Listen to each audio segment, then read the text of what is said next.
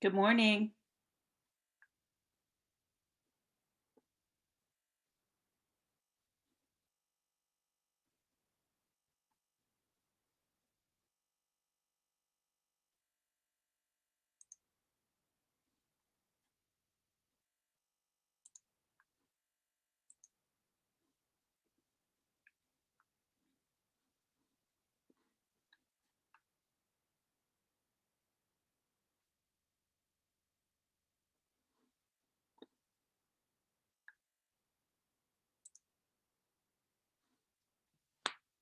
How are you? Can you guys hear me?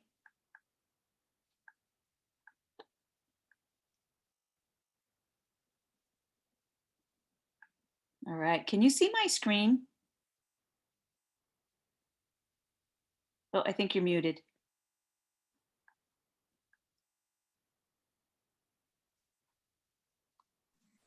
Thank you. Can you hear me now? Hi, Shelley. How are you?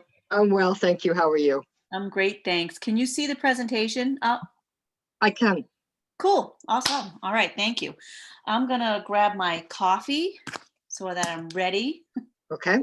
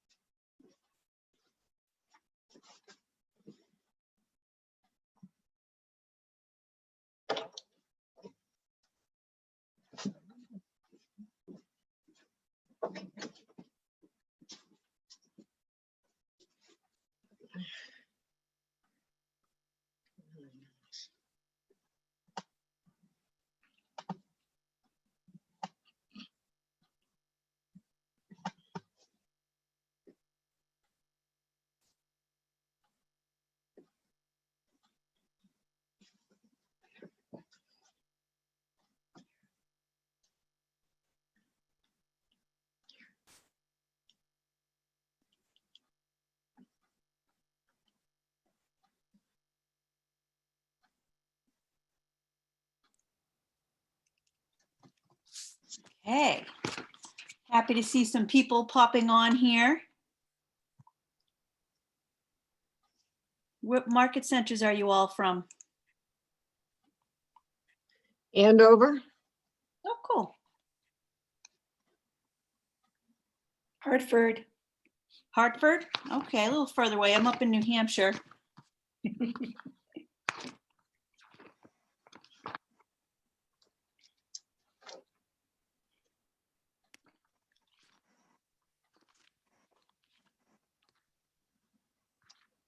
Morning. Do you want to make me co-host so I can bounce the door? Hey, Should how we are need you, to? Tim? I am. How are you? Great, thanks. Here you go. Grazie.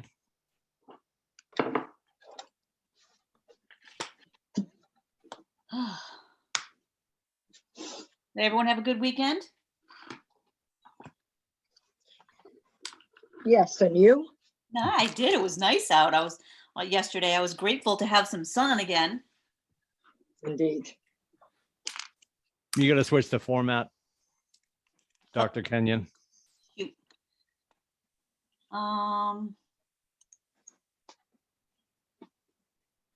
How's that? So much better. Man, I was thinking I was all on Now you're break fine. before You're you fine. hopped on today. Robert's here too. He brought the ones and zeros. Perfect. Hey, Mhm. Robert. Hey, hey. How are Sue you? Doyle's in the room. Mm-hmm. Who else do we have here? Let's see. We got Rick. We got Holly. We got some people I don't know yet. Very, very cool. My favorite left winger, Rick Seeley's here, which is good. I just assume he played left. He's a hockey. I don't know. Like that seems like the cold position. I never played hockey. Oh, me either. Yeah, I played intramural hockey at college. I was always in the end of the ice where the puck wasn't. I know everyone's shocked by that. Yeah. But the double bladed skates. Yeah. Yep. Yeah. Yeah. Well, that's more than me. I would have been just the person in charge of snacks. Yeah. I should have been for sure.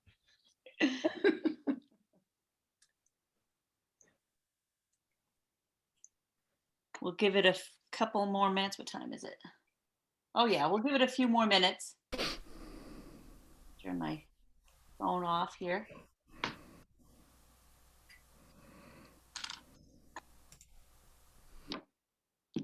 And if all of you guys are here for the first day of Ignite, then you're in the right room. That's a good start. And if you're here for day 2, you're a go-getter. We love that you're super early. Yeah. Awesome. How did you know? Yeah. Shelly's like, yup. Don't care about day 1. I'm here early for day. It's like Dave Matthews tickets being on sale. She's got her tent set up.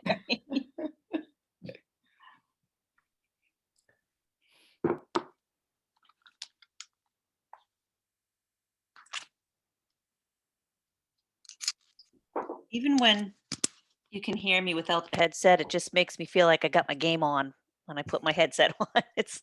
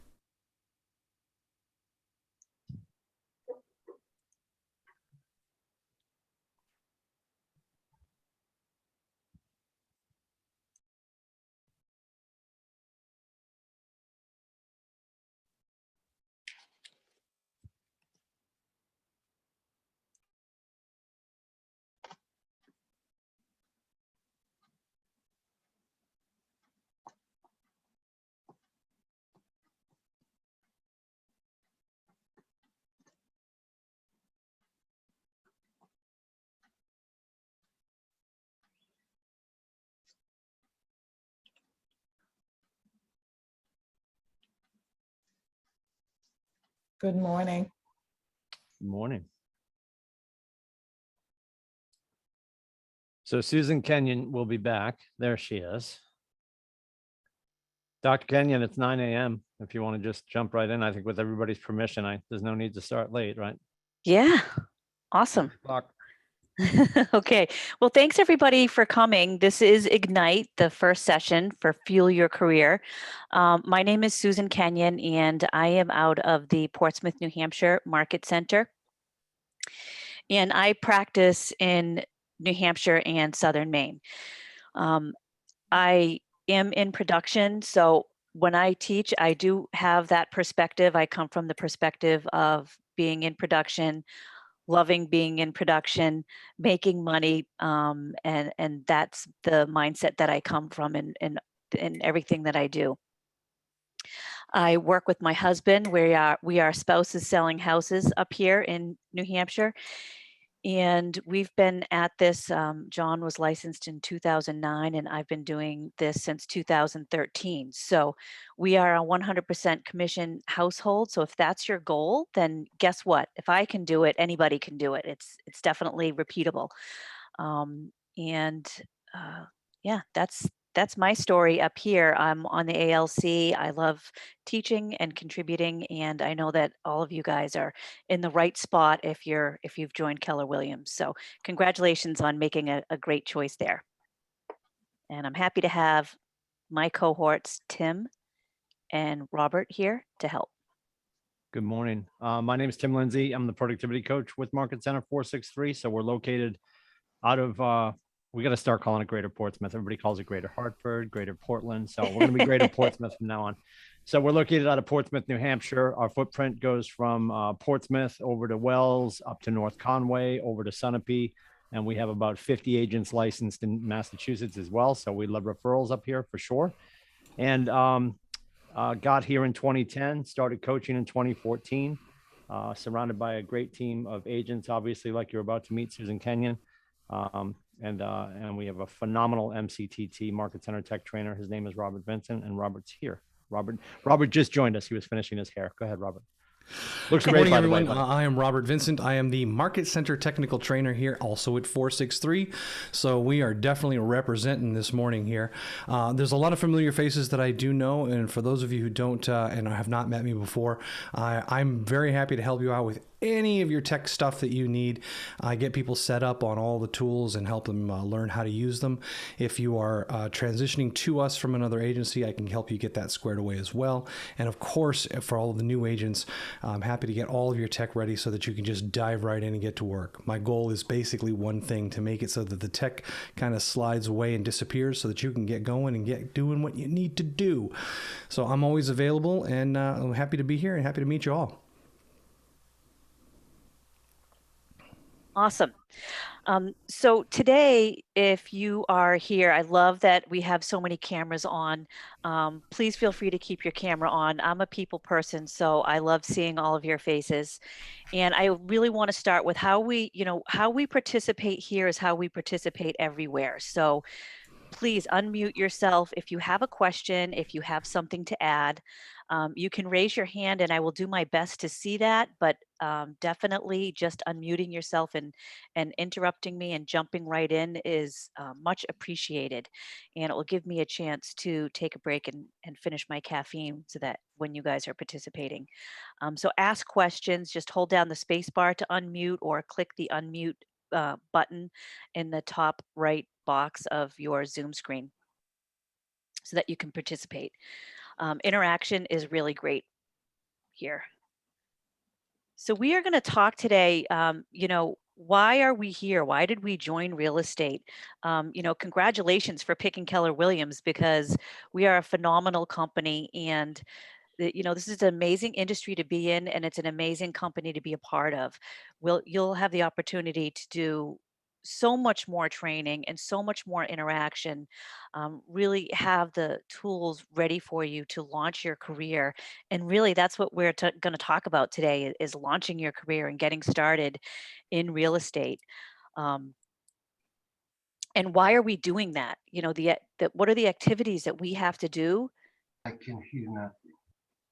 You can hear nothing? Can anybody else hear me? I can hear you. Yeah, I can hear you. Oh no, I'm sorry. I don't know why you can't hear me. Is your sound all the way up?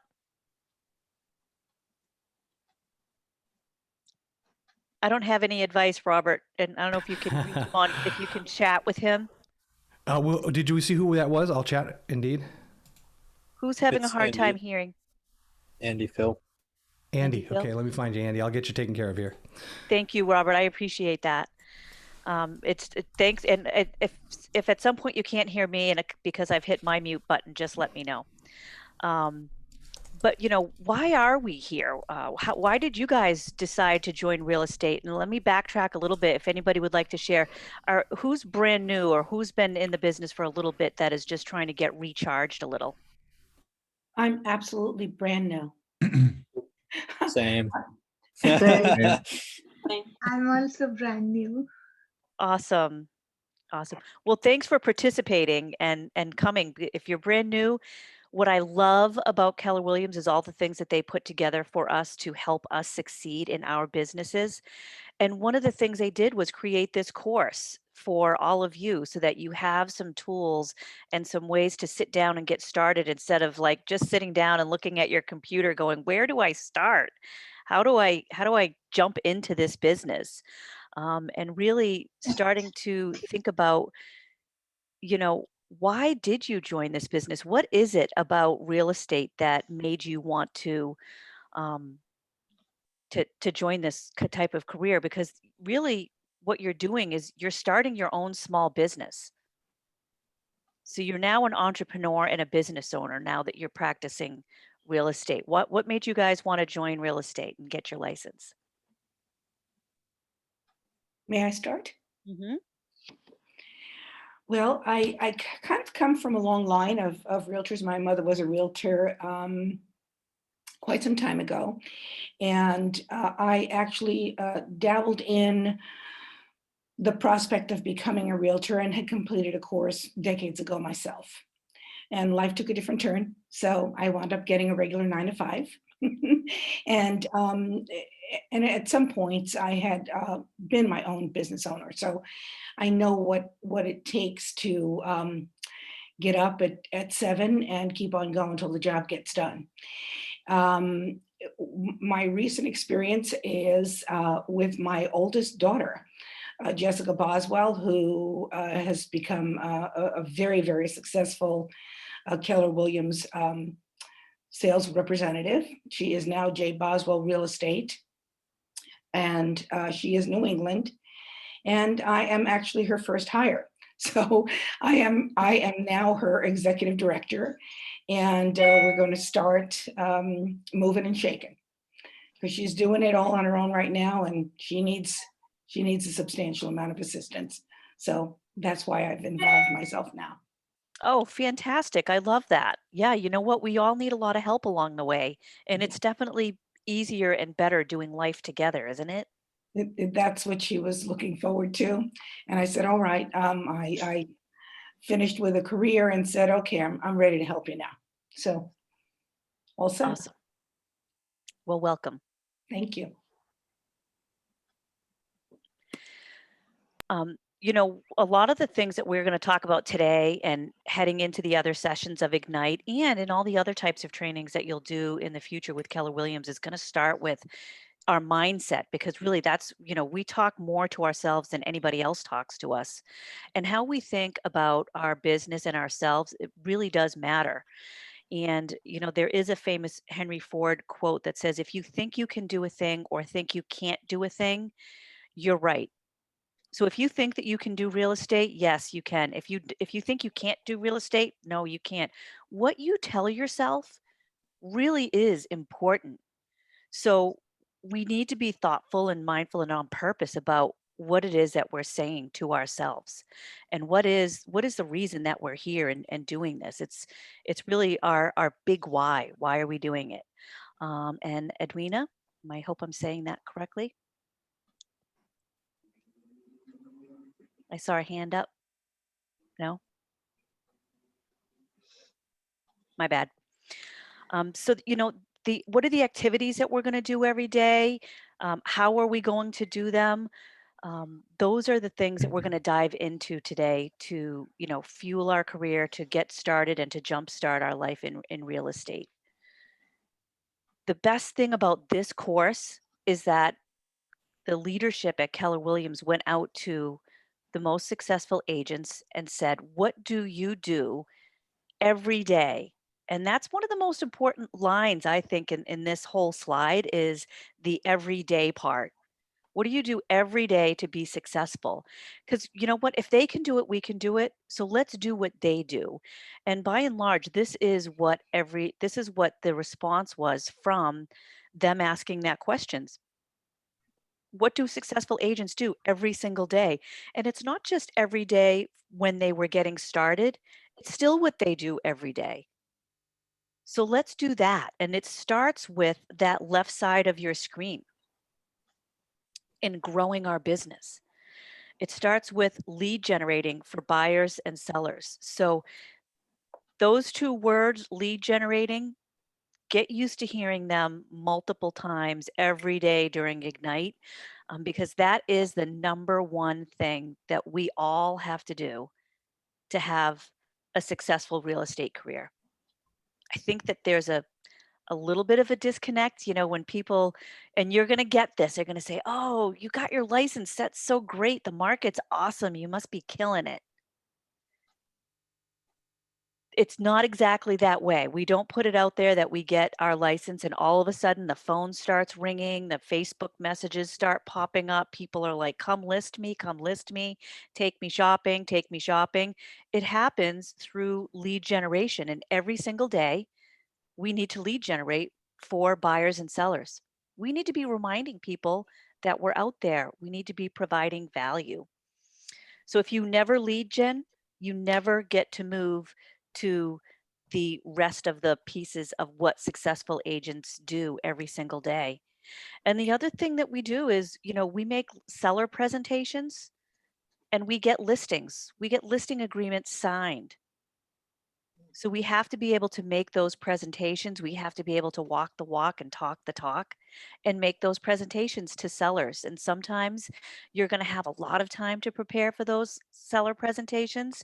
And sometimes you're going to have to be able to go on the fly and make that presentation count with very little notice. And we're going to make buyer presentations and get buyer agency agreements signed so that we can take buyers shopping and get them under contract and get to a closing table. And the other thing that we need to do every day is we need to preview real estate. So how do we preview real estate? What are the things that we need to do to preview real estate? And even as a new agent, if you're not working with a buyer where you're out there showing them properties, you can still preview real estate. Does anyone have any ideas on how you're going to be able to preview real estate as a brand new agent? MLS. What was that, Anita? MLS. Yes, absolutely. Go on to your MLS and look up some properties. Find out what's going on in your market. Look through those photos and the documents. Know your market. Brokers, open houses. Yeah, absolutely. And we're having those, right? Like they are happening still. I know we're in still a weird climate with people's comfort levels, but we're still doing broker open houses and regular open houses, guys. You can, as an agent, go to a public open house. So Susan, I'm going to jump in real quick as the legal department, just so we all remember. We're on a tiny little screen and it feels like we're super close. We're covering a 6-state conversation. So when you're going to hear Susan and Robert and I reference that a lot today, and when we teach again on the 19th and the 30th, we look forward to seeing you then and all month. Don't forget, anytime you talk, we're going to talk in very broad terms here. We always need you to go back to your local leadership and do what your leadership is doing locally. So across our 6 states and our region, obviously here in New England, some market centers may be behaving differently in certain states, and the legalities within states and what you guys are allowed to do and not allowed to do with open houses and showings and all that kind of stuff. And ultimately that gets right down to the wishes of the seller as well. So even if your state is vaccinated and everybody's got their mask off and they're kissing each other on the cheek, if your seller wants people in hazmat suits and beekeepers hats, that's what you're doing. Okay. So we have to behave at the discretion of our sellers when we're doing these open houses, or if they don't want to, for that reason, we have to be okay with that too. Yep. Their best practice doesn't dictate our best practice. Absolutely. And, you know, when you are going, if you're going to be going to the public open houses, please be mindful that you're there to go in and look at the real estate. You're not there to talk to people. You know, we have to be respectful of the person that is hosting that open house. That is their job. They're doing their lead generation by hosting an open house. It may be the person who has that property listed, or in my scenario, I mostly have other people host my open houses. That's as an opportunity for them to lead generate for buyers. So they're working. They're trying to get, you know, unsigned buyers and work with them and build those relationships. So go in and look at the property, but don't pass out cards. Don't talk to other buyers that are there, and don't take up the hosting agent's time if they're working the room with other folks that are there. But it is a good opportunity to see the property if you're able to get into those public open houses. Hello. Hi. Hi. Hi. I would just want to say, hi, my name is Ashalania. I joined a few minutes after you guys started, but I have a question. When you're going in, say you're an agent and you just want to like look around, know your market, do you have to disclose that you are an agent to the person that's hosting the open house? So I'm going to tell you what, from my perspective, my motto and my tagline for my personal business is relationship, service, results. Everything that I do it starts with the relationship. And that's true when you're working with a customer or a client. And it's also true when you're working with other agents. And your relationship with other agents in your market is extremely important. And we're going to talk a lot about that. So, yes, absolutely. If you're going into an open house, you should let that hosting agent know that you are an agent. You're just there to check out the property. You know, in case you have a buyer that may be interested in it, and then just do your thing quietly as you go through the house. But absolutely, you know, the currency of Keller Williams is relationships.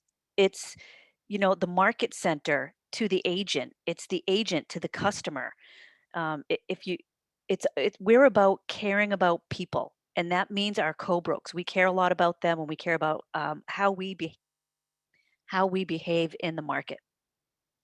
Well, the other thing too, Susan, if I go to Brian Miller's open house and I go up and introduce myself and say, "Hey, Tim Lindsey from Keller Williams Coastal Lakes and Mountains, just swinging through to preview the property. You know, I've got some buyers in mind for it. This is gorgeous. Nice to meet you, and I look forward to seeing you soon." Now, the next time I see Brian Miller, he's not looking me up and down. He's like, "Oh, nice to see you again, Timmy." Right? Like we've already started the relationship. He also knows I'm in the field, getting wicked smarter. Because a lot of listing agents see that first new agent, you know, and you're working with your first buyer, which is probably somebody you know, and they're wondering, is he going to be engaged? What is the relationship throughout this transaction going to be like? And when he saw that I was already doing my homework ahead of time, it's just going to start to lay the groundwork for a better understanding of how I'm wired, how I intend to serve the contract, the transaction, and my clients moving forward, and that I'll be a great co-broke, right? So super important. The thing that Susan said at the top of the conversation too, and the top of the slide says what successful agents do every day. I know a lot of us probably skated to the puck that was like, well, they go on showings and they're at closing tables. That's what happens on HGTV. That all started because they were doing this kind of stuff first. The left-hand side of this slide is super granular. And these are the things we need to be doing every day. Like if you're not thrilled about lead generation, welcome. Get thrilled about lead generation, and we're going to help you find the corner of the sandbox you play in best, so we can find the way in which you want to do it every day. It needs to happen every day without fail at some level. Yeah, and you know what lead generation is? Lead generation is caring about people. When we lead generate to improve in someone's life, when we come from true authentic contribution and gratitude, that will result in commission over time. So the person who cares the most, the person who shows up the most, the person who lead generates more gets more business. It's all about the relationship. And relationships are just about talking to people. And I'm going to say talking. It's not about texting people. It's not about Facebook messaging people. Is that a way to do lead generation? Absolutely. And we'll talk about that. But caring about people, lead generating is going to be about actual verbal conversations. So who are the people? You have people right now that might not know that you're an agent. And you don't want to be 007 here. There are no secret agents. If you're a secret agent, you will not make money. So don't be a secret agent. We need to let people know that we're here, that we care about them. And you know what, guys? People do business with people that they like. So what do we have to do every day? These are our best practices right here. If the daily activities don't begin with lead generation, you never get to the right side of the screen, which is running your business. And running your business looks like marketing your seller listing. So you do a lot of work to get that listing agreement signed. It from finding the lead to nurturing the lead to being there when the timing is right, getting that listing agreement signed. Now you got to market that and sell that property. And we might be in a heavy seller's market right now, folks, but that doesn't last forever. That pendulum will be swinging back the other way. And I think we're already starting to see that a little bit. Running your business is about showing buyers houses, taking them shopping. And there's definitely an art and a science to that too. We want to be showing buyers properties, that we know that they can afford, that fits within their budget. It meets their requirements. We don't want to show them 20 houses before they put an offer in. So we have to get good at showing buyers houses so that we're not wasting everybody's time. So that we're Susan, doing that in the real most quick. efficient way. I'm sorry about that. No. Real quick, somebody in the chat just asked how they raise their hand. So you can either unmute and interrupt us, which is fine, or if you go into reactions at the very bottom, there's a little emoji that is a raised hand. You can do that, and that will put you up in the top corner near Susan with a raised hand in your screen, and that way we'll know that you want to be called on. You can also ask in the chat. You can also just unmute and just and let us know that you have a question. I have a question. Go ahead. Yes, absolutely. So would you say that one way to interact with people, the public at large, and get them to know you so you can get lead generations eventually is to join things like the Rotary, the Historical Society, the Senior Center, and there's a whole bunch of other places you can go to. Would you say that is a good place where you don't go in there for the stated purpose of lead generation, but you go there to get trust of the public, and then lead generation will follow? What's your thoughts on that? Yes and no. You go there with the purpose of lead generating. Okay. Absolutely. Yes, go do it. And yes, your purpose is to lead generate. So if you just go and you're not letting people know that you're in real estate, you're not offering advice, you're not trying to bring value to the table, you're not trying to build conversations around how am I going to engage in a way that will come back to a conversation about real estate, then you're just there having a good time. So absolutely join whatever you can join. We have an agent, Melissa Lesniak, up here, who's a phenomenal agent. And when you said that, she, boom, was the first person that came to my mind because she's in the Rotary. She volunteers. Has really takes the coming from contribution to like the highest level that you can bring it. She volunteers all the time, of her resources. She's involved in a lot of community events. You're going to see her if there's an event going on. You're going to see her there participating, and she's there participating with her name tag on. She's there participating, giving of herself, but she definitely comes to the table. Yes, thank you, Sue Doyle. So for the safety aspect of checking into other agents' open houses. So I'll swing back to that in just a second. But yeah, definitely join your things. And you know what? We need to be, what is it in your life that you already are participating in? Yes. My kids are older, but one of my kids, when he was in high school, was in a competitive swim team. I still get business from that swim team. I get more business from that swim team now than even when he was in the swim team because I've stayed in relationship with people. So where is it that you are already participating in your community? And now double down on that. Now be more on purpose about participating in those venues where you can let people know that you have something valuable to offer them and turn that into your lead generation, because that's going to be, a quicker path for you. And that might be your church. It might be your kids' sporting events. It might be sporting events that you do. My husband was on a bowling team for a very long time, and we got business from that. Fred Flintstone. I just don't see John bowling, but I believe you. Sure. Real quick too, Susan. Dan, great question. If you guys are familiar with Jason Abrams, he's our VP of Industry at Keller Williams in Texas. He's the guy that's on the national calls. He'll be on today at 12, yelling and screaming, lots of energy. And he always talks about commonalities. What are you currently near that you're not in? So to Susan's point, is it your kids' lacrosse league? Is it your church or synagogue? Is there something going on? Is there a commonality that you share, Daniel? Like, hey, I'm really into this. You can either start the group or go join a group, because eventually what's going to happen is it's going to come up at some point. It's going to come up. Hey, what do you do for work? Right. And then you want to be purposeful about it, because nobody else really has a great story. Everyone wants to talk about real estate. Like if it's down to you who sells real estate and the guy who sells life insurance, I'll let you figure out the math. Nobody wants to talk about life insurance, right? It's like watching paint dry, right? But like, oh my God, real estate, that's super exciting. Are you a millionaire? Do you have a helicopter? Like, you have to diffuse all those myths, then tell the real story, but then start to ask them, what about real estate interests them, right?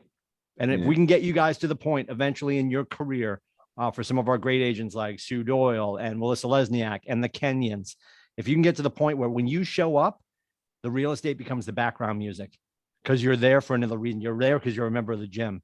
You're there because you're gluten-free, but you can still buy the pancake mix for the pancake breakfast at your church, right? Mm-hmm. There's a lot of things that you can do to be available and involved. So when the conversation does come up, it's not why you were there, but to Susan Kenyon's point is, you certainly don't want to let it drop. Like, oh, I don't want to be too salesy at church. No, the reason you bought the pancake mix was to be salesy at church eventually, right? When somebody asks, you don't want to be like, oh, I don't want to bother you at church. Well, no, you are in real estate, right? And better for you to serve them at the highest level than let them go to somewhere else and get underserved. So if you can figure out, I'll get it. If you can figure out what your commonality is with your other people, go play in that space, and then it's natural. Yeah. And it will feel authentic. Be authentic, but be purposeful. Yeah. I got a question for you. With just one follow-on. I got invited to join the Rotary right here in Meredith, and they're meeting together off of Zoom for the first time over at the Hart's Turkey Farm. So I'm going to go there Wednesday. Do I go in there with my badge on, or do I go in as a regular guy and kind of just tell everybody that I'm in real estate? No, badge on. All right. Okay. Got it. Badge on. You know what? Own it. Love it. Like, this is what we're here to help people. And that whole part with the Henry Ford quote, whether you think you can or you think you can't, you're right. What we tell ourselves matters. You know why I'm here? I like to help people. I add value to people's lives. And my job is to find out, who am I helping next? And I really, truly, authentically believe that that's what I'm here to do, that's what I'm doing. And that makes your lead generation easier and more purposeful. I'm not out here just trying to sell, a widget or a gadget that might not impact someone's life. I really want to find out who I can help. And I want to make sure that people know that when they have a real estate need, that I am a call that they should be making.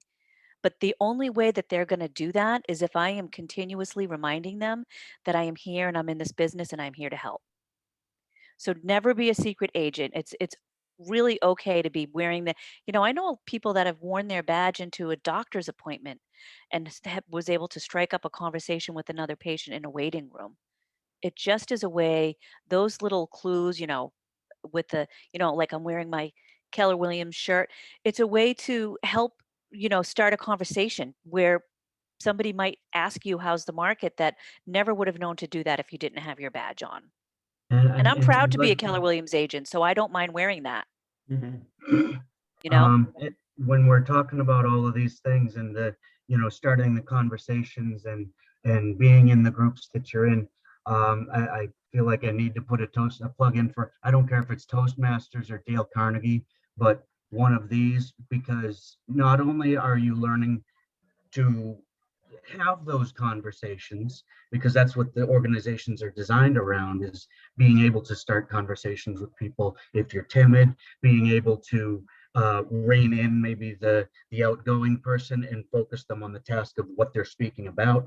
They're really, but also the relationships you get into when you're there, because the group themselves is small, maybe 20 people, but they interconnect and they meet with each other regularly. So you've got a chance every time they do to broaden your brand every time. And you have to speak as a member of either one. And why not speak about real estate? Absolutely, absolutely. And I do want to just jump back really quickly to jump back that Sue Doyle wanted me to remind everyone, and it's really a great reminder when we are out in the market and we're with other agents and we're going to open houses, we do have a responsibility to each other to help keep us and our colleagues safe.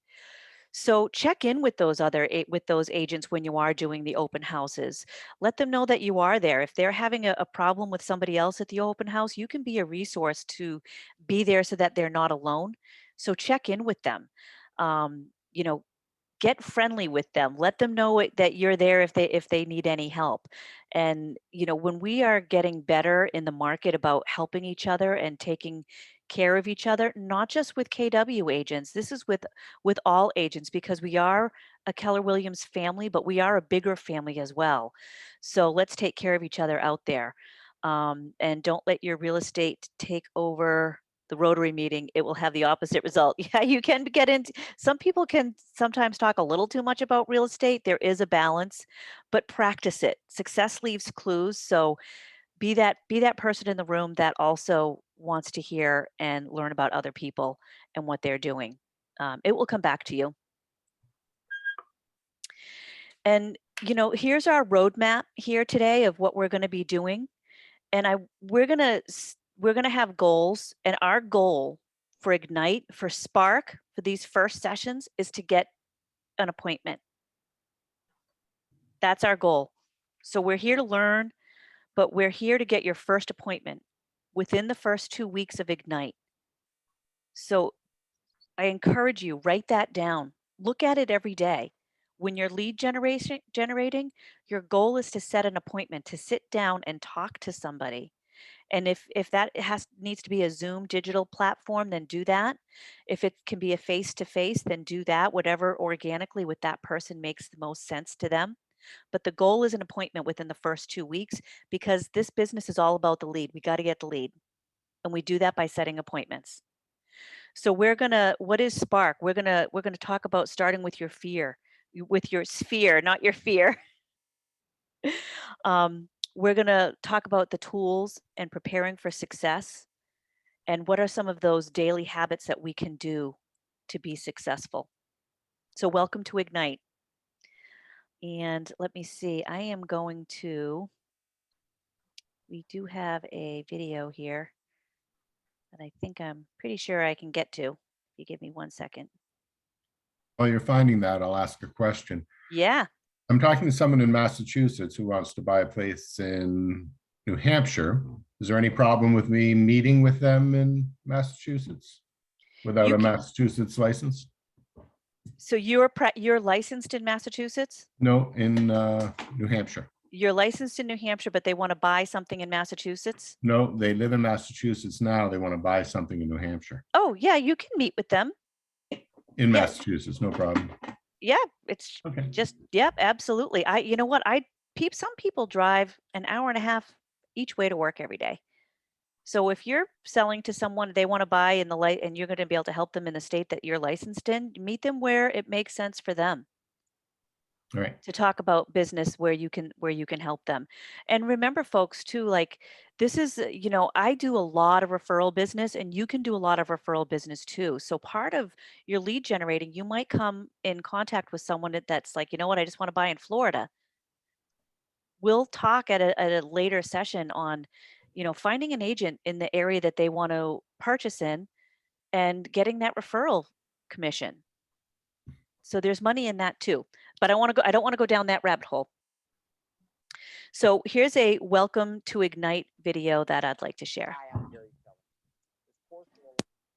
To a fast start you can build on. Because if you repeated the principles every 90 days for a year, believe me, you have an awesome first year. And just as important, you would have built the foundation and momentum for your entire career. It is practical, realistic, and easy to apply. It's about the fundamentals that determine your level of success in the business of real estate. From our research with top agents, we have found that they too started their careers with these fundamentals, and they continue to do them along with their teams to this very day. It's not hard. It just requires a little focused effort, a few hours every day. Now, there is really just one way to achieve the goal. It's lead generation. Other skills are important, yet without leads to work with, your skills won't mean a thing. Dealing with business never takes precedence over what? Finding business. Never. Research shows that top producing agents make lead generation their #1 priority and the one thing they make sure they always get done. You can do this. And when you do, you will get the leads, the relationships, the experiences, the career, and the income that you want and deserve. Go get them, and good luck. Hi, I'm Gary Keller.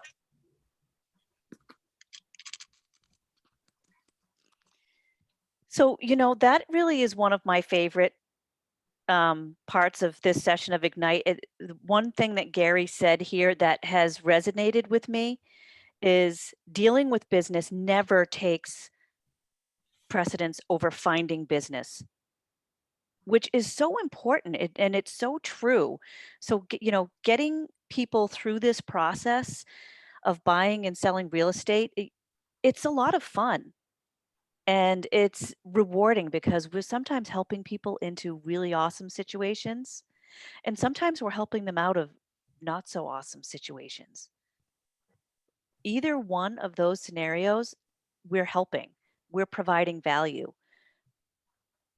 And we're getting into the nitty gritty of people's lives, but we're helping them solve a really big problem. The thing about real estate transaction is that it's finite.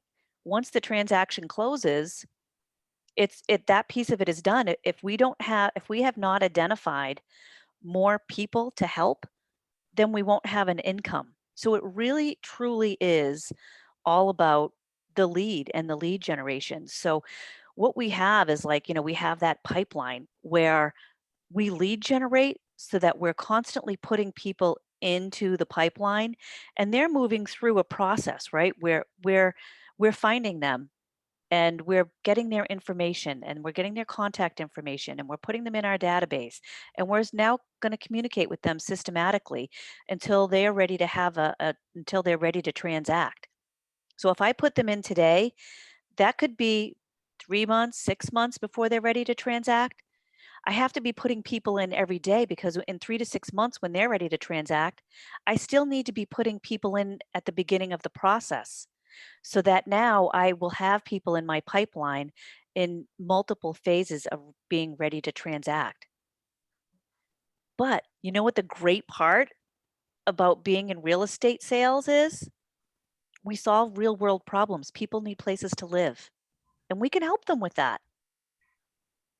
This isn't selling a product that people don't need. People need a place to live. So we're solving real problems for people. So it's all about the lead. And I actually copied that. I have that on a sticky note, and I've had it for probably 4 months now on my computer at my office. Dealing with business never takes precedence over finding business. And we're going to talk about lead generation all the time, because it is so easy to chase the shiny object. It's so easy to need to work on my website. It's so easy to need to work on a marketing piece. It's so easy to make sure that my desk is cleared off. It's so easy to make sure that I have buyer packets made or seller packets made, that I might put those on top of sitting down and doing my lead generation first. But when we had that, you know, the best practices of what successful agents do every day, the first thing is lead generation. So we must keep that as our number one priority. And your goal of setting an appointment within the first 2 weeks is about the lead generation and having those conversations. So this is a really awesome slide here. And we're going to talk about, you know, Spark, which is the whys and hows of lead generation. And then those are the first sessions of Ignite. And then you're going to jump into elementals after that, after the first 2 weeks, where we talk about kind of the business basics. And these are our daily success habits. This is how we're going to be building our database. And our database is, you know, who are those people that we're going to talk to every day. So I'm hoping that all of you have thought about the word database and what that looks like, and you have Command as a fantastic tool. But it's only a fantastic tool if we use it. So our daily habits, 30 minutes of, you know, number one, 30 minutes of daily updating your contacts in Command. If we don't have our contacts organized and have actually really good information about them, then we won't have anyone to call. We'll lose track of people. Like, for example, if you're talking to someone at the grocery store, maybe you bump into someone that you haven't seen in a while, and it comes up that you're in real estate. The very first thing you should be doing when you go back to your desk is find them on social media, make sure that you're connected, put them in your database, and set up a plan for reaching out to them again. And when I run into people that I haven't seen in a while, and it kind of like goes, oh God, Susan, you have not talked to them in a while, then I try to catch up the frequency. So I might send them a handwritten note right away. Great running into you at the grocery store. I go to the grocery store at least 4 times a week. I love going to the grocery store. I am a weirdo like that. I'm one of those weird people that like going because I always run into someone that I know. And I get business from that. Do I get business because I stop someone and I say, are you interested in buying, selling, or investing in real estate? No, but I get it because I run into my people, and then they're reminded that I'm here and that I'm on real estate. And it might be as simple as I go back and send them something through, write something on their Facebook page, which makes me pop up in their feed, or send them a note with, you know, on my stationery or something. So we need to update our contacts in Command every day. We need to do 30 minutes every day of practicing our conversations with a partner. And some people will call that script practice. Some people will call that conversation practice. But you know what? We should not be practicing on our people, on our customers and our clients. So we need to be able to practice with each other. So I'm going to really encourage you, and this is going to come up probably every day in Ignite. You need a script partner. You need to be having real estate conversations, practicing them with the other agents, either in your office, in another office. Find someone that you can practice these conversations with. And I think the best conversation to start with is, you know, we used to call them care calls when the pandemic first hit, where you would call your sphere just out of caring about them. Hey, how's it going? What's happening in your world? How can I help? And we're gonna talk about, you know, how to open up conversations as we move forward, with how to open up conversations with people by talking to them about their family and their occupation and their relationships that will help draw out real estate. But we start with just calling people that we know in our sphere to find out how they're doing out of care. So practice care calls with each other. That's a great, really fantastic way to just jump into conversation practice or script practice. And we do that every day. And then the next thing that you need to do is you've got to block out that time for lead generation. I'm such a big fan of, you know, building your mornings so that lead generation happens first, because whew, man, things can really get busy very quickly, and your day can kind of blow up on you if you save your lead generation until the end. And look at this. Way to go, Christina. Willing to set up a script partner. She's in Rhode Island and would be, it would be great if you're out of state. Yeah, you mix it up. You don't have to be with somebody in your market center. The more you practice, the better you're going to be with speaking to people kind of on the fly. And these are all the things that are in these, you know, the circles here for Spark. And after you do an hour of lead generating, which is calling people and trying to earn their business and asking for the appointment, then you're going to practice your contracts, because we need to know our contracts, and we're in a lot of states here. So the contracts are different for every state, and the compliance is different. And we all have different market centers that have different paperwork that we need to do, but we need to know our contracts, because this is a big transaction that we're going to be helping people get through, and we need to protect them.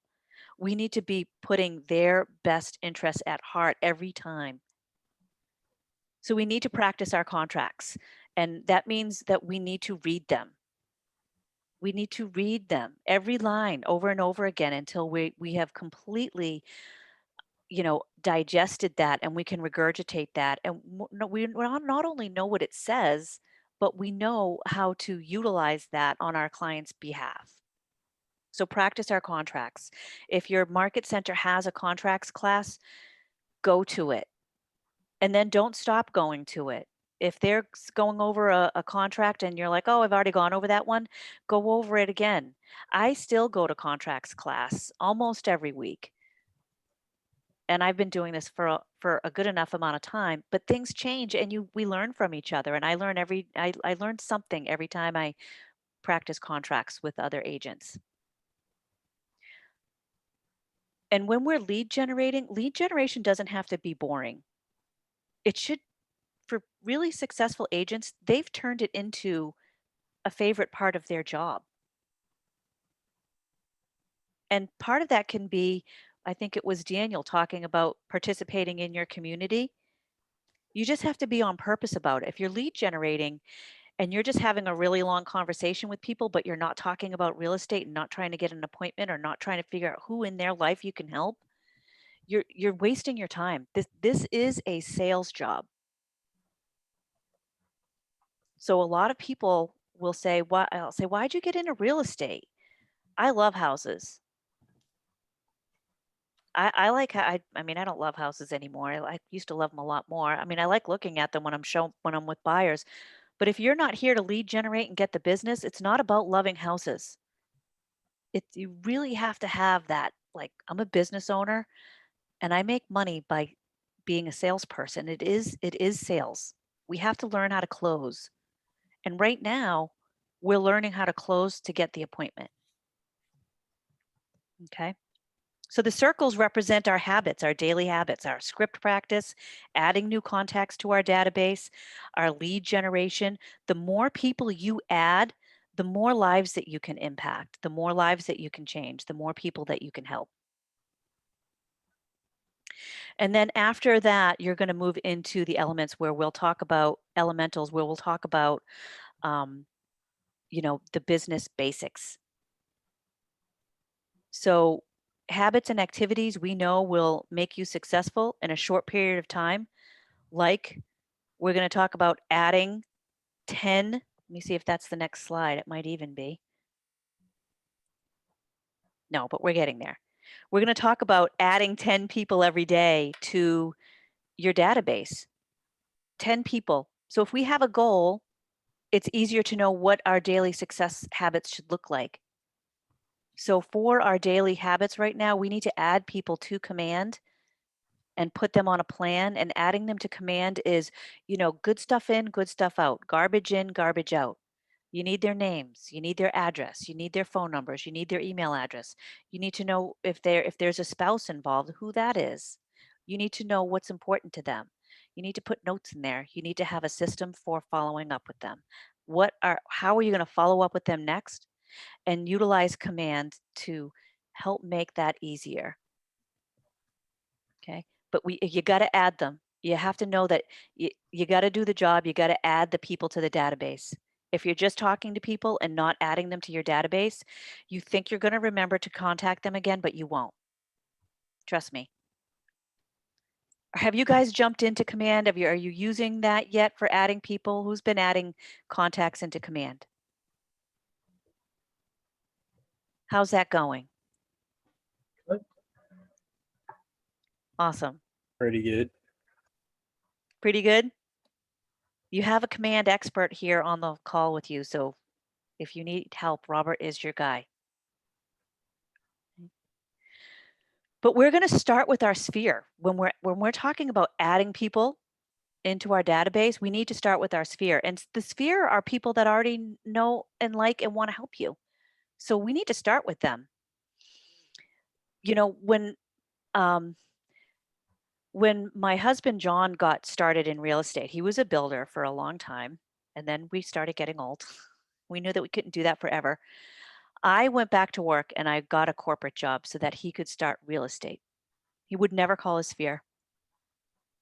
He did things the hard way. He's a little hard-headed, but in the best of possible ways. He started the hardest way with calling expired and for sale by owners, mostly expireds. And he really built his business scripting every single day and calling expireds every single day and not going home until he had an appointment. And it was a sacrifice because we had 3 small children at the time. But if you know your goals and what you have to do in order to be successful, then you do that. So he had to get the appointment, but he wouldn't call his sphere because he didn't want people to kind of be like, you know, I'm going to say the Arbonne lady because we had an Arbonne lady in our circle, and people would see her coming and be like, oh my God, here she comes. I hope she doesn't ask me about Arbonne again. He didn't want to be that person about real estate. But when he flipped that around after a few years and started utilizing his sphere, he got a lot more business because people really love talking about real estate. And when you're coming from a place of value and contribution, it doesn't sound like you're just trying to sell them a widget. So we're going to start with our sphere. So make that list of people. And if it's starting out with a notebook and a pen and paper and your social media, start connecting with people that already know, like, and love you because they want to help you build your business. They're also a great resource for maybe practicing your presentations on. Hey, you know, you call your siblings or your friends and say, I got my license. I'm really working on practicing my presentation. Can I offer to do a free market analysis on your house and come over and talk to you about that? Most people are going to want to do that for you. And they're curious to know what their house is worth. You know? And if you don't like to talk to strangers, use your contacts first. Go through your phone. There's a lot of people in here you probably haven't talked to in a really long time. Those are the people that you start with. And it could be, you know, asking, you know, learning how to talk to them in a way also that you're asking them, well, who in your life do you know that I can help? And when I'm talking to my sphere and I'm asking, you know, do you know anybody that it might be looking to, you know, buy or sell or invest in real estate, I try to get a little bit specific with them to give them an idea of where they can mentally go to have that person. You know, is there somebody at work that's been talking about, you know, buying, selling, or investing in real estate? Is there someone in your family, someone in your church, someone on the swim team? If you give them some specific place in their mind to go to, then it might be easier for them to pull out a referral. But your sphere is your family, your friends, your neighbors, your coworkers. And they already, you know, they know you, so you're just kind of breaking the ice with letting them know that you're in real estate. A lot of people are going to, you know, real estate's one of those hot topics. People like talking about it. Is anyone having luck right now, or has anyone started calling their sphere?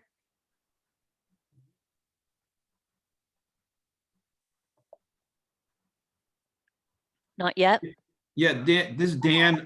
I've been calling a lot of people, and And the biggest question that I get is, what is the market going to do in the future? Like, is my house, should I hang out to my house, or shall I sell my house?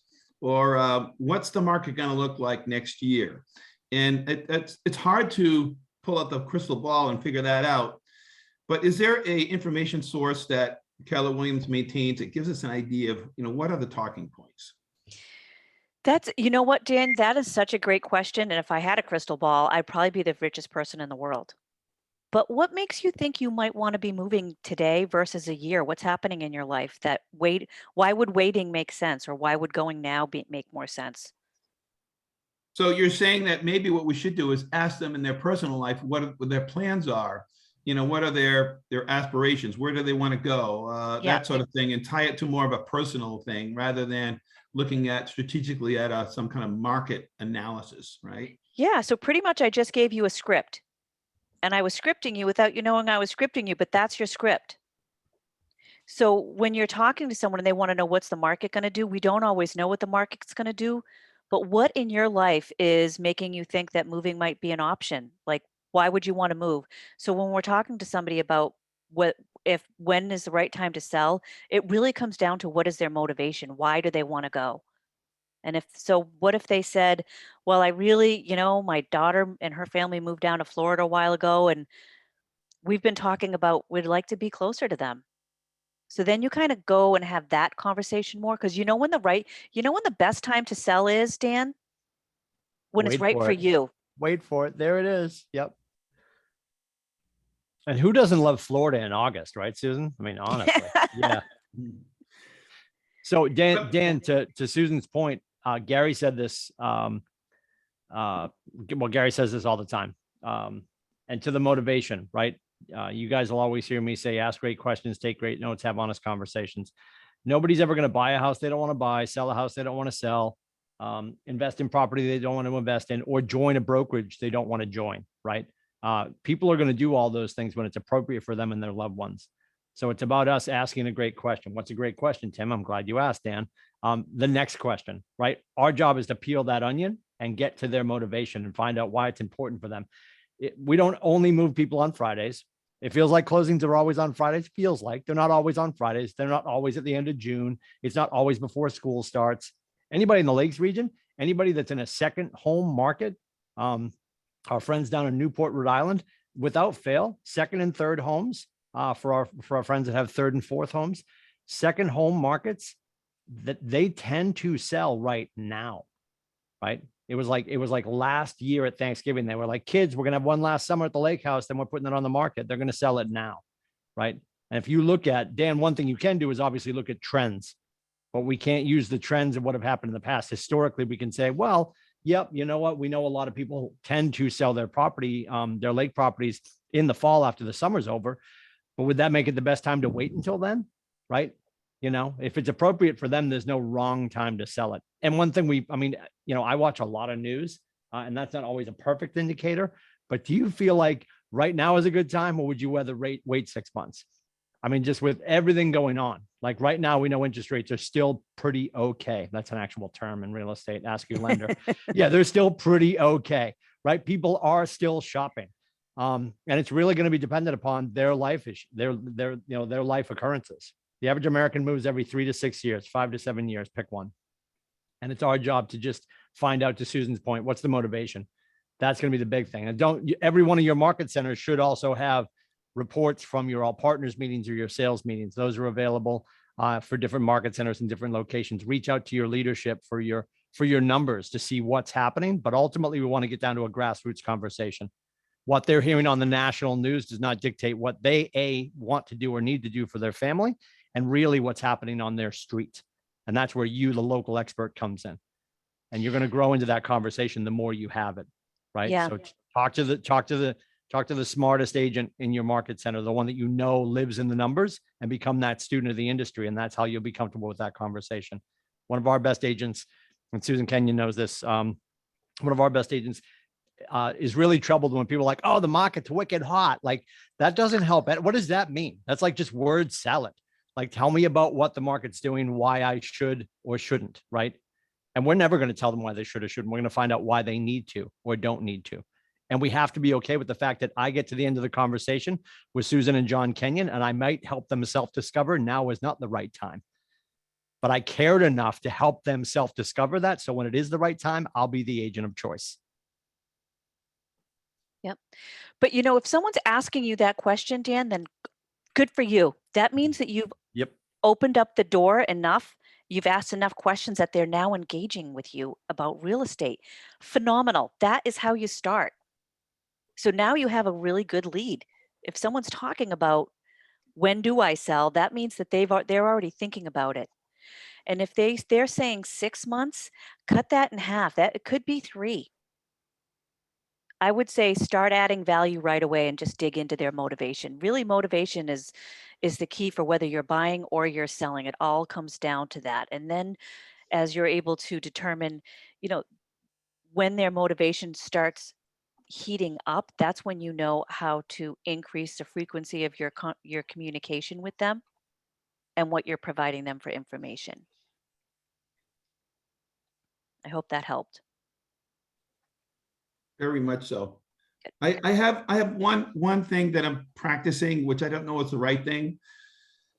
Whenever I have a conversation with a person and I hear about something that's personal, like a motivation or something's happening in their life, or their grandmother needs to move, or I got too many kids in the house, whatever it is, before I leave that conversation, I try to think of what's my next best question the next time I see that person. I write that question down and with their name so I don't forget. Then the next time I see that person, I ask that question. And that tells them I'm tuned into them. What do you guys think of that? Because I'm practicing it, I'm goofing it a little bit, but I want to perfect that because I think that is something that's going to be worthwhile to our potential clients. Yeah, absolutely. And you know, you have command for that. So you know, writing notes about what you talk to them about, what's important to them, will only the more you can show them that you care, the more that they will trust you. Because now you're showing them that you're authentic and they might tell you something that's important to them that you can help with that's outside of real estate. Even, you know, that's great too, because now you're showing them that you're a resource just to help. So we Dan, need to know it's about relationship. It's always about the relationship first. Dan, I'm going to challenge you in your thinking there too. So and I love what you're doing. So as you're leaving the engagement and you're in your car driving away, you're thinking about, well, when I see Tim again, what's my next question that I would ask him? My concern there is, and you guys will learn this as you grow into real estate, time kills deals, right? So I think even if you put it in your notes in command or you scribble it somewhere or you just write it down for later, I would call them the next day. My only question as your coach is why wait? Call them the next day. Hey, Tim, you know what? Hey, it's Dan Whitney. You know, after we spoke yesterday, I was thinking about it last night. I was thinking about you last night. No one's ever going to be offended that you were thinking about them and their life and how to help them move forward.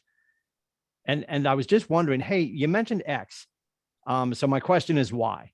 And if you can do that, loose and flowing math with them and help move them forward, right? Because if you have a question that's going to help move another circumstance off the stack of circumstances they may have for buying, selling, investing, or joining the brokerage, then why not ask them now? If you thought of a great question last night, ask it the next day, right? I love it. It's another touch and it's just going to expedite the process. You know, otherwise maybe somebody else talked to them earlier in the day, thought of a great question, asked them the next day. And now, you know, the girl that you're going to ask to prom is dating somebody else. You're too late, right? But why wouldn't they wait for me to ask my question? I had my time frame. We're working on their time frame, Dan, right? Yeah. So just make sure as soon as you feel like you're brilliant, share your brilliance. Thank you very much. I love it. Yeah, absolutely. And you know, you guys all have people in your phone. The contacts in your phone is a good place to start to look for people in your sphere. Not one of the NAR statistics is that 66% of sellers and 41% of buyers found their agent through a friend, neighbor, or relative, or used an agent they had worked with before. I think the number is mostly from a friend or a relative or somebody in their sphere, because most agents out there don't keep in touch with their clients, unfortunately. But 66% of sellers and 41% of buyers found their agent through a friend, neighbor, or relative. That's huge. That means that there are people in your phone right now that will be ready to transact. 6% of the people in your sphere will be involved in a real estate transaction within the next 12 months. That's pretty powerful if you think about how much business could be just in your phone and in your sphere. And what this means is that the path for you making money is really close to you. It's like get on your sphere as fast as you can. And when we talked about the daily success habits and having an hour of lead gen time, as a new agent, it should be more than an hour. Because I don't think that you have enough other things to be doing to fill up your day. That if you can jumpstart, hey, whoever lead generates the most is going to get there the fastest. So if you can do more than an hour, do more than an hour. If you do an hour and you don't have an appointment, do more. If you get one appointment and you haven't hit your hour yet, don't stop. Get 2 appointments. The faster that you can get there, the closer you're going to get to a closing table. And we're going to do our best to help you guys find out what lead generation, what corner of the sandbox you play in best. But even if to any extent, you're just initially right now, you're thinking, oh, I don't like lead gen. Well, ask yourself, do you like helping people? Do you want to help families get to the closing table? And the end result for you is the financial opportunity for you and your loved ones. If you don't like sit-ups, I couldn't agree more. You can see me on screen, right? Yes, I'm rather buoyant. If you don't like sit-ups, do you like a washboard stomach? Do you like looking good at the Cape? If you go to I go to the Cape, I'll use the Cape, right? Are you dreading bikini season because you don't like sit-ups? Are you dreading your bills and all that kind of stuff? And I don't want to speak right to it, but I will, right? Susan joked earlier about being a secret agent. The good news is nobody on this call is a secret agent because you know where they are? They're making pancakes, getting ready for the Price is Right, or they're still in bed, or they don't even know this class existed because they're not plugged in and they don't want to bother their friends.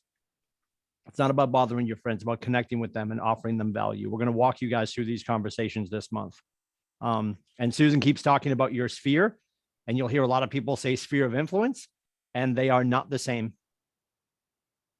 Just because you have 4,000 people in your phone, but 3,000 of them are on a Facebook group that says, I like talking to my cat. I love that you love them. I love that they love their cats. They're not going to carry a lot of influence.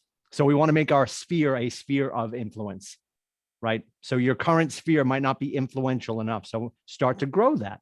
Doesn't mean you get rid of your friends in the cat group. Just means you find other people that talk to more than just their cat.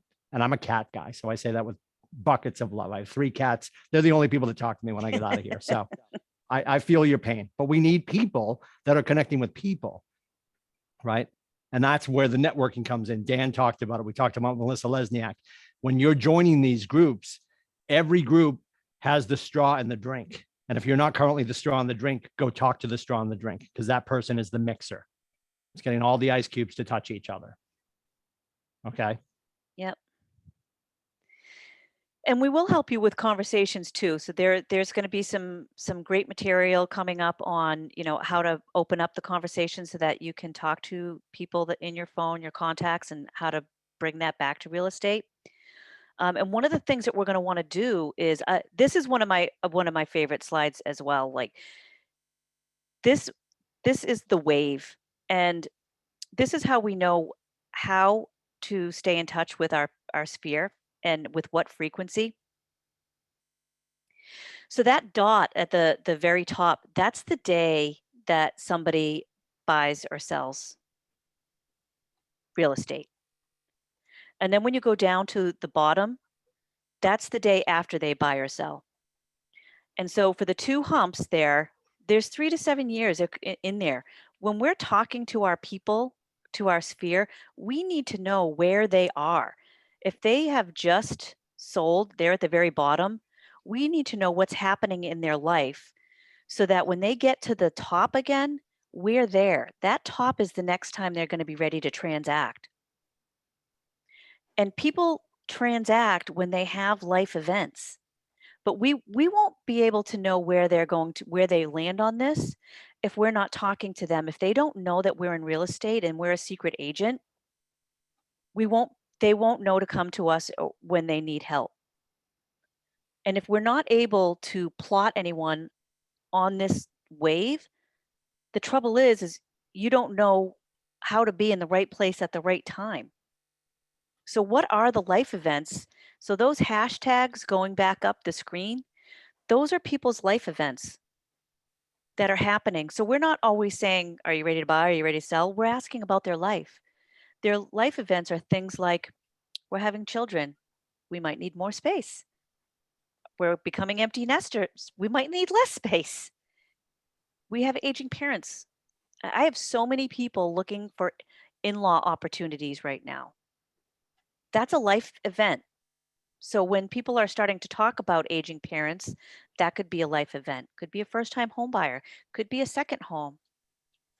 People aren't vacationing as much as they used to. Is a second home in their future? So when we're asking these questions, if we don't stay in touch with people to learn about their life event, then we're hoping and wishing that we're in the right place at the right time.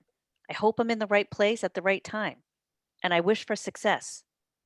That's a bad strategy, people. If we're not asking the question, we won't know where they are on that line. Susan, earlier in the chat, and thank you to Nathan Clifford for pointing it out. Annie Simard was looking for command. So if you guys haven't unwrapped command yet, raise your hand if you have no idea what I'm talking about. It's okay. Oh, I love that. There she is. So Annie, if you go to agent.kw.com, like Nathan said, you guys across the board, any KW tool you log in with your universal ID. And I'm also going to instruct you, within your market centers, make sure you're tracking down your productivity coaching team. Make sure you're tracking down your market center tech trainer. Now, every market center may not have a full-fledged coaching team and a market center tech trainer. We've got Robert here today that can answer questions for you for sure.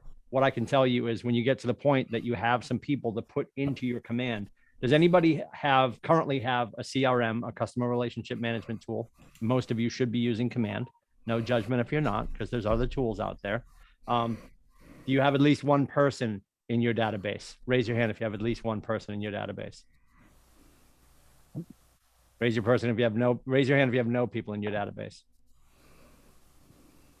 Okay. There's a lot of cameras off. I feel like those people definitely have both hands up. It's fine. What we're telling you is outside of the talkie talk with the humans in real time, the thing you're going to do, the thing that you're going to love is when you have somebody like your market center tech trainer for 463, it's Robert Vincent.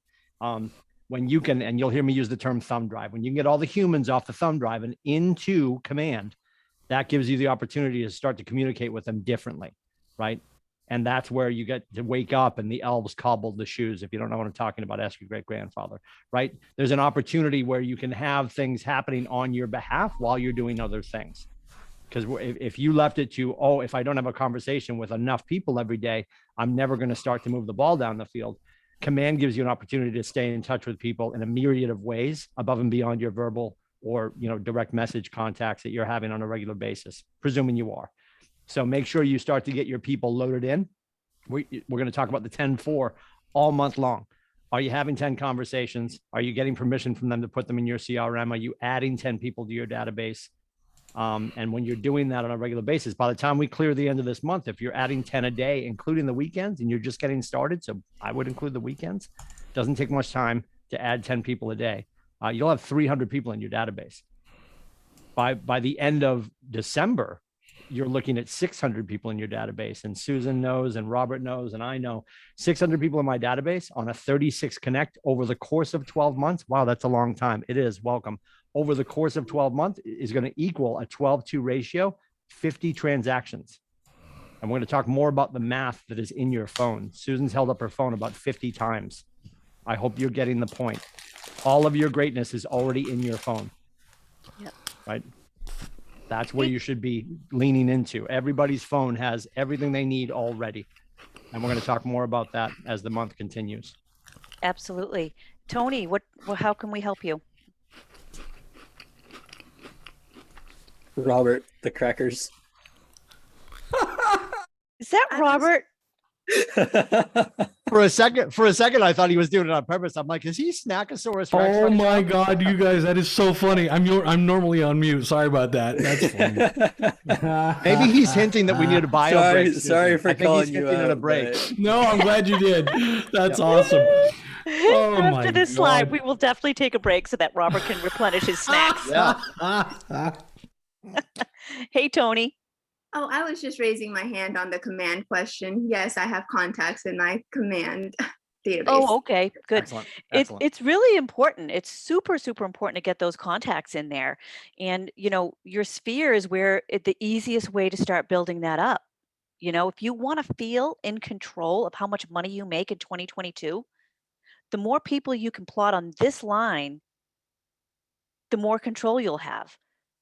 So that means you can only plot people on this if you talk to them and ask them great questions. So who can you think of people right now in your life that you can plot on this?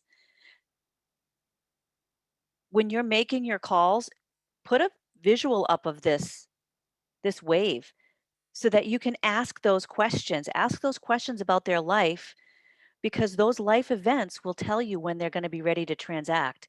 It doesn't come out of the blue. People don't decide to buy or sell out of the blue. It usually comes with a lot of preparation. So it's really your job to find out where do they fit on here. So I'll challenge you to when you're talking to your people today after Ignite and you're getting your 10 contacts, where are they in their life events? Are they moving? Are they getting married? Are they getting divorced? Are they having kids? Are their kids getting older? They're getting empty nesters. Do they have aging parents? Do they want a lake house?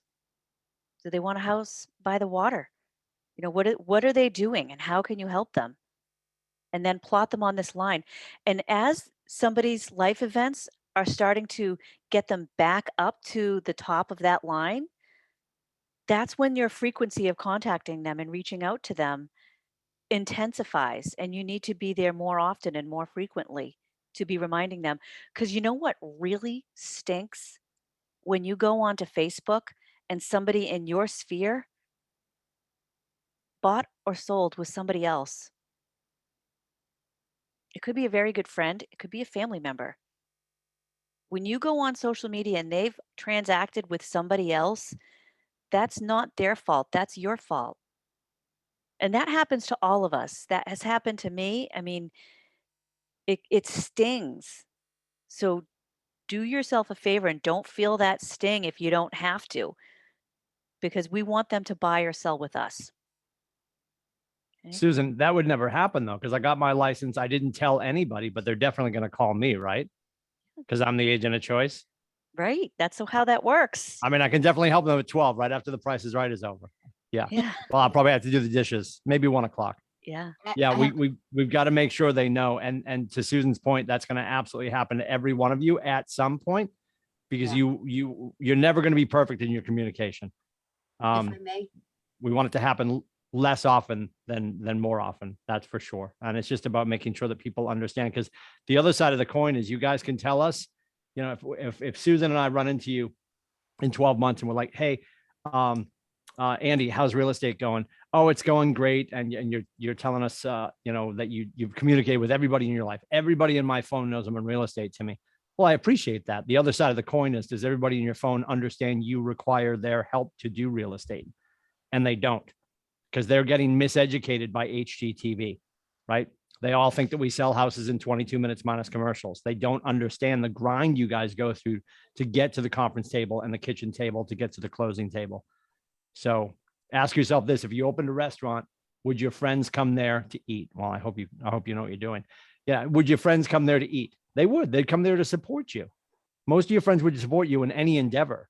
For some reason, we get really concerned that, well, I don't want to bother them. I don't want to be salesy, right? They trusted you in all these other venues in your life, and you're surrounded by massive talent, right? You guys probably joined Keller Williams because you felt like, I will be surrounded by talent. Lean into that, right? You're going to run into questions where you don't know the answer for the rest of your career. We have to be comfortable with that. I don't think we've said this yet, Susan. The most expensive thing in real estate is your ego. Park it now. Yep. Put a sheet over it, leave it in the barn, right? and be okay with asking people for help. You're going to be the source of the source for the rest of your career. Be okay with that. Absolutely. Hey, Carol. Hey there. Hi, good morning, everybody. Let's see. So how do I put this into words? I have, and like you said, there are going to be people in your life who you have relationships with who decide to go elsewhere to list or to buy. And it is very hurtful. Like you said, you know, about having an ego and all of that. But let me tell you, that is like, woof, when that happens, like you want to crawl under the rug. So I've gone back and I've asked a couple of my, you know, I'll say family members, what was the reason of your going elsewhere? Well, so one of the reasons was we even though we're cousins, I've known this particular person since high school, and he's taken care of my extended family's business, so that's why we went with him. Another one was, well, we didn't want to get involved with someone in the family in case something went awry. Another one was, well, you see all of our personal information, and we really, you know, don't want that to be shared with anybody in the family. So my question basically is there a way that we can gingerly educate people, like even on Facebook? I can't tell you how many times I've written something and deleted it right away because I'm like, damn, how did that happen? And it's not that people don't know that I'm in business, they do, but I want to be able to say to them, listen, not all transactions go perfectly. However, you know, you can come to me. I am your source for you know, for everything that you need. Plus, I'm not gonna, and I'm that person who is not gonna, because I just lost a listing because, quite honestly, and again, this was someone I knew from when I was a kid. I was going to list. I did a CMA. CMA came up lowest number 485, high number 565. Well, this guy, my friend, went with another company, and they kind of stroked him and basically said, we'll list your house at 590. He came back to me, and right now that house is on the market for 535. Yeah, you know, Carol, the thing about an agent telling you that you're going to get 600,000 for your house is that it's all monopoly money. Of course, and I know that. And the thing is, how do you say that's to how them? you tell them? That's what you tell them. Yeah. Carol, you know what, Carol, I appreciate that. Thank you for your transparency in telling us that. A couple of things. Go on to the next person as quickly as you can. If you have someone that, you know, I think it's good to go back and ask why they didn't go for you. If you need to find more ways of adding value and showing that you have value, then it's with your next call and the next person. And the money thing is a tough thing in this in this market where people are, you know, wanting to go with, if an agent can give me the best price for the house, then you might want to mix up your listing presentation, because it's not about who can put the highest number on the MLS. No. It's what you're going to get your house sold for. And we have that conversation directly with people when I'm at a listing presentation and I know there's other people coming in. I will tell them somebody else is going to I give them data. It's not about my opinion on your house. It's about what the market is going to tell you. And the market is saying your house is worth this in this range. Now, I know you're meeting with another agent and they're going to come in. If they come in and they give you a much higher number than that, then that concerns me for you. Because you don't want to risk putting your house on the market. Even in this market, an overpriced house won't sell. And it won't appraise. It's still on the market. Yep. And it's 6 weeks. Yeah. So we never want to bash another agent. So even when we're talking with family and friends that might have gone with somebody else, we wish them well if they've signed with someone else. But those are, you know, those conversations on bringing it back to what the market is telling us. and showing them, I'm going to be honest, I don't do a very fancy market analysis. My market analysis is the same things that appraisers look at. I bring them closed comparables, active comparables, and under contract comparables. And we look at the conditions of the property. We look at those photos. We look at what the closed ones have sold for. We look at the active ones on how long they've been on the market. And we look at the under contracts. Right. And your house is going to fall within there. So if another agent comes in after me and says your house is going to be worth $80,000 more, I'm concerned for you, Carol, because Carol, didn't you say you really wanted to get to Florida within 3 months to see your grandchildren? Right, right. I don't want you to be on the market too long to risk you not getting down there. Yeah. So let's look at what the market is telling us. Those are get a script partner and have those conversations. Okay. Does that help at all? Well, I did say that to them, and again, it's just, I've been an agent with KW for 5 or 6 years, but I'm just starting to get back into my business again. Yeah. I've had some personal losses, but in any case, it's just That's hard. really. It's hard. It is hard. But again, that the one that hit me the most was about the you're going to know all of our personal business, which we don't. We really don't. We know, what your price range is. We know what you're approved for. But we don't know what your stocks are. We don't know what your portfolio is about and all of that. But I would like to say something to them to kind of already say, listen, we don't know that. We're not privy to that information.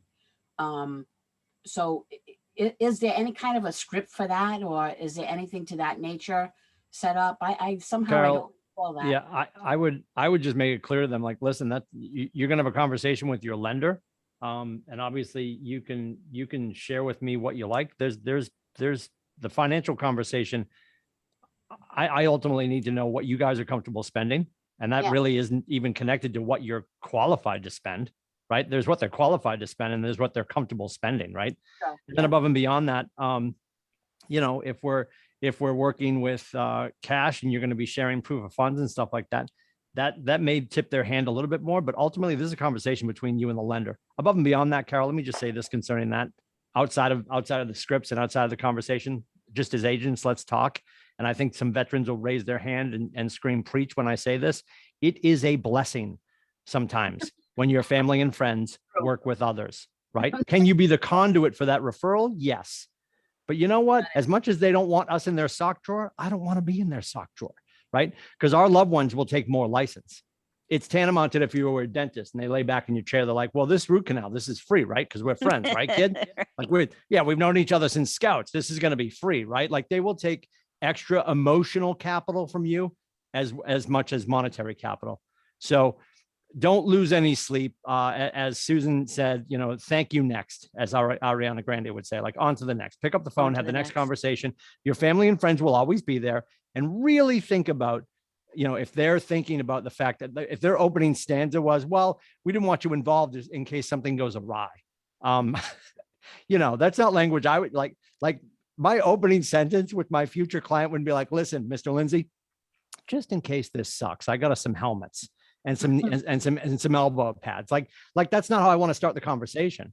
So their presumption that something may go awry is an easy way for them to just say, we weren't comfortable working with you. Mm-hmm. And there's too many other people out there in need of Carol's help to lose sleep over your cousin. And I know that doesn't feel great when I say it, but be okay with that. Yeah. Be okay with that. Thank you much. Yeah. It's hard not to take this stuff personally, but this is business. So I do just try to move on to the next person and stay, be the calmest person in the room and move on to the next person that you can help. Because there's a lot of them out there for sure. Was it Annie? Did somebody else have something? I did, but it feels like such a beginner question. I put my hand okay. down. While we're here, it's day one of Ignite. Go ahead. Okay. I'm brand new. I'm not even on the KW agent site. I contacted my trainer and told him about that. But I have a business I actually have several businesses, and I have a Facebook page with quite a few followers. And I'm wondering, I have my personal page, I have my business page. I'm wondering if I should, on my social media, Instagram, all of that, have set a separate real estate page and then announce on my yoga page that, you know, I'm now doing real estate and I'd love to invite them over to my real estate page, or do I combine the two and try to leverage, you know, what's the best way to leverage those people over? I'm one of the secret agents. I haven't told You just yelled that. Don't yell that. You're waking people up. Yeah, Annie, without fail, I would, and Susan can obviously jump in, and if there's veteran agents that have been down this road, please jump in. I think you create a separate page, because the commonality of people that like to do deep knee bends at 4 a.m. is wildly different than those that have a real estate need in the next year, right? So let your yoga people be your yoga people. Like, I don't want to show up on that page suddenly and be like, why are we looking at like colonials all of a sudden? This is supposed to be about deep knee bends. Like, I don't want any of that, right? So create the separate page, and the loyalty they have with you for yoga will translate for some and not for others. And you have to be okay with that. Okay. But I would not combine the two soups.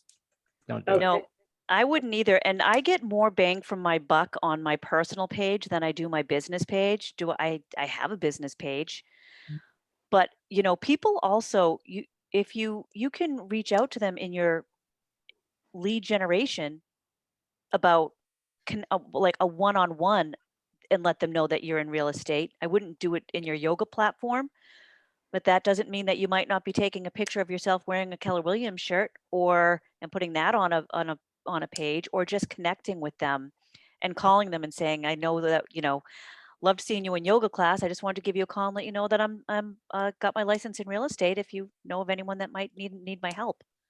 So that actually is something I have really been tossing around in my head, is how do I'm the owner, I'm the lead teacher. How do I let people know? With COVID, I mean, yoga studios really suffered. 87% of all yoga studios closed their doors permanently. I have 5 studios. So, and we're open. And I'm worried that I don't want people to think I'm not going to, I only teach 3 classes a week now, and I have a big team and everything behind me. That's why I'm able to do real estate, which is something I've always wanted to do and always wanted to pursue, and never made time for, like, something I really wanted. But I've been nervous about how do I want to put this out in a very positive way, and I don't want to in any way, because our business is really starting to pick up again. I don't want to threaten anybody that, you know, I'm no longer interested in yoga, and that real estate is, you know, is my new game, and I'm not going to be. So it's something I've really been thinking a lot about. I would just be, you know, I don't think it has to be as complicated as you're making it. I would just have those conversations, you know, with people directly. So when you're after class, or even if it's, you know, asking if somebody wants to grab a coffee, just got my license, I just wouldn't, don't build it up. Remember, we talk to ourselves more than we talk to anybody else. Don't give them an objection that they haven't given you yet. Don't assume that they don't want, that they would think that. I assume people want to work with me. I love helping people. You know, we run 2 businesses right now, and we're reminding people all the time that, you know, John has a roofing business, but we're in real estate. Like, this is my gig. This is what I do. So I wouldn't put it on necessarily on your yoga Facebook page. But again, this is more impactful. This, like, a real conversation is, I think, more impactful than what you're going to do digitally. I use Facebook as backing up my lead generation and backing up me reminding people that I'm in real estate. It really starts with talking to people and having conversations. Annie, talk to your local leadership, as well as make sure you check in with you. If you have a marketing and design director, if you have your market center tech trainer, you're going to need to make sure that your real estate business page also has all the contact information, so it is compliant. And above and beyond that, our good friend Mark Zuckerberg, hi Mark, he will definitely shut you down if you start to play real estate in a personal page. Like, that's what he does. Like, yeah. So like, they will absolutely shut you down. So from a legal standpoint, make sure that your business page is compliant per your state and per everything that they're looking for. Above and beyond that, if you have 5 studios, here's what I was thinking. Is there a time and place in which your studios aren't full of humans doing deep knee bends? Say yes. Right? Yes, At some point. So Yeah. why not just put a flyer up that basically, and just start having a small group conversation, bring in your lender, right? And some night that wouldn't normally have a yoga class, or some weekend day or whatever, you bring in Brad, your lender, to answer questions for anybody who's looking to buy and sell and wants to start to get their financial house in order, right? And you start to have it there. It's separate from it. You're using that space, right? And you're not putting your chocolate and your peanut butter, but you are sharing a space in which people can find you. It's not crazy, but it's completely separate. You don't want to be doing this while you're in your workout clothes and everybody's sweating and feels gross. Separate the conversation. Let them see you as the professional yogi and the professional realtor. You can use the same space, but you can create a different environment for it so the conversation's elevated. And just bring somebody else in. Be the source of the source. Who's the lender would love to work with you? And just put up a little flyer that says, if you'd be interested in having if you'd be interested in having a conversation about real estate, we're having in Brad Kelly, our local lender, to talk first steps, right? And ask that safe question: who's thinking about moving in 2023? Why would I say 2023? Because it's safe. 2022 is in 49 days. They'll be like, oh, she's trying to shove a sale down my throat. No, 2023, because if they're thinking about 2023, they're ready to start having the conversation. Average American starts talking about putting a sign in their yard 8 months before they do. Okay. Yeah. All right. You're overthinking it. Overdo it. Yep. And so why don't we take a break and come back at 10:45, and we're going to jump into, at that time, how to open up the conversations about real estate with your sphere. Okay. Does that work for everybody? Perfect. Okay. I'll see you at 10:45. Are these recorded and can be found somewhere? Because I gotta pop off. Well, when we get back, I'll be back for like 10 minutes, and I gotta pop off for a call. Yeah, Nathan, I sell these DVDs out of my trunk. If you want to meet me in Portsmouth, they're $49.95. No, yeah, so if you go to the Keller Williams New England YouTube page, so if you've ever been on the Keller Williams, so just go to YouTube and look for Keller Williams New England, and they will have, most of these are going to get uploaded within 24 hours. This is probably going to be up by later on tonight, if not tomorrow, but they'll all be there. And thank you for your time. And I'll get you a DVD if you really want one. Yeah. Nathan's like, what is a DVD? What is he even talking about? They don't want why is this old man talking about tangible media? What is happening? Yeah. All right. Well, I'll see you guys in a bit then. See you. Take care.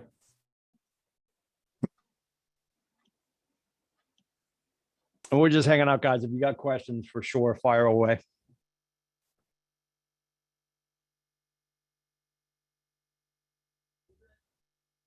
Jim, I got a question. This is Dan. Yes, sir.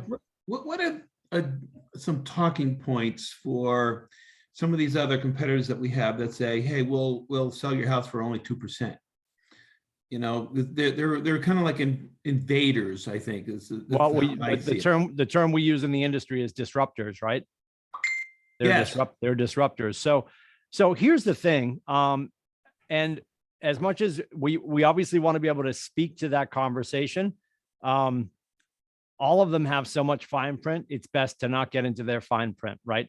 Because I can tell you, if you watch any of those commercials that are going by at lightning speed, they might say that they're going to list for 1%.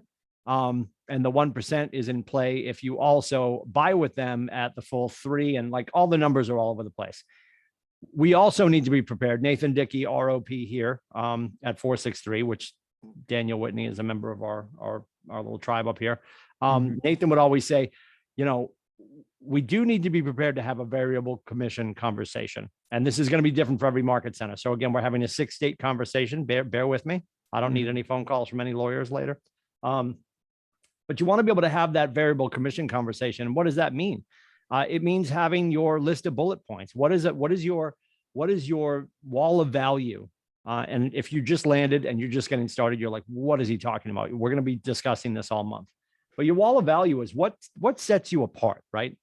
Because everybody on this call, everybody at Keller Williams, which I politely always tell our market center, we are the spoiled rich kids of real estate, right? We have a lot of really cool tools. We have a lot of things that we don't even know we have that the other brokerages do not have. And because we all have access to all these tools, what sets me apart from Connie, from Shelly, from Tiffany, from Christina? Like, this is where it gets down to, what am I doing to create an end user consumer client experience that is second to none? What is going to create that je ne sais quoi? Like, you have to work with Connie. Why? I can't explain it. You just have to be in her presence. It's the way she makes you feel. It is the client experience she creates. What are you doing to set yourself apart? And Dan, having that whole list of all the things that you're going to do, and we're going to say apples here instead of percentages. What are you doing to defend your marketing fee of 6 apples when you're at the kitchen table? What are you doing to set yourself apart? Because when they do push back and be like, well, I appreciate that, Tim. We've talked to a few other agents, and this one's willing to do it for 5 apples. This one's willing to do it for 4. This one's going to do it for 1. And I get to take his wife on a date. Like, what is happening out there, right? People are selling the shirt off their back because they don't feel they have a wall of value to even present, let alone defend. So if I could put together all of my bullet points, are you prepared to say, well, Mr. Lindsey, I appreciate that. And this is what happens more often than not. When people hear that somebody stepped in and said 4 or 5, we always skate to the 5, right? It's okay to say, you know what, I appreciate that. Because what happens a lot, and I trust a lot of you are going to run your business where you're doing referral business. So when Connie comes to my kitchen table with my wife and I, and she's a friend of Robert Vincent's, she's going to be like, yeah, I'm really glad that Robert put it, I'm going to say to Connie, well, I'm really glad that, Robert put us together. We're really excited to work with you.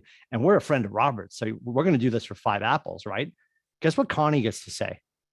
2 letters, 1 word, perfect real estate sentence. No, she could say no, but in preparation for that, she'd be like, you know what? I'm so thrilled I get to work with one of Robert's friends. I'm happy Mr. Lindsey to do it for 5.75 apples. We rush right to 5. And then we're like, well, and if we bring the buyer, we'll do it for 4. Like, at some point, just stay home and save money. Like, why are you even doing this, right? So if we can not break down our wall and start chopping off apples immediately, but to your point, Dan, if you have all your bullet points laid out of all the things that you're going to do in the life of a listing to serve your client, I would merely just say, hey, Mr. Whitney, so based on this list, if we were to move to the number you're proposing, which 17 things would you like me to pull off? Right? Because I will meet your number. I'm going to work with you. I'm willing to work with you. But what 28 things do you want me to not do now? Because they have to understand that the 6 apples, right? And we talk about this all the time. When you guys are thinking about this, if you really have the comfort level, you're close enough with the person, they hear the 6 apples. What they don't understand is if you guys are playing at a real high level, and a lot of our agents do this, they're grabbing 6 apples at the kitchen table and they're co-broking and sharing 3 apples with the co-broke. So now you've got 3 apples. And of those 3 apples, what do I know? When I was in production, 1 apple was going to Washington. So delicious, right? 1 apple was going home to my family, and 1 apple was going back into the investment, into my team to create a user experience that is second to none. So of the 6 apples that they think I'm going home to roll around with my shirt off in, I'm really bringing 1 home to my family to support the lifestyle I've created for them, for braces and college and all that stuff. But they don't understand that. God willing, we create enough of a wall of value. We don't have to really over explain that to people. But if you do, Dan, just be right up front, especially with your friends. If your friends are just like, oh, come on, we're friends. You can do this. Like I joked about laying back and your friend who's the dentist, that this root canal is free, right? No, it was never free. It was never free. So if you can get real good at deciding what your 6 apples are constructed of, what are your bullet points, what is your wall of value that you're delivering as a listing agent, then you can go in and you can start to decide, okay, if I were to move to 5.75, it would look like this. 5.5, it would look like this. But we tend to go in to operate on these numbers with an axe, not a scalpel. Gary always says, when we're working on our numbers from a financial standpoint, when we're starting to make cuts in our spending, right? We need to go in with a scalpel every day, not an axe once a week. We're cutting the fat, not the bone, right? So if you can start to figure out what the bullet points of your wall of value are, and then decide, if I were to move my number to be competitive, because as the disruptors come in, as you said, Dan, we're going to need to be able to have a competitive conversation. You can also be the person and the agent of choice that's going to enough kitchen tables that you can just say what I told Connie to say at the top of the conversation. Simple sentence.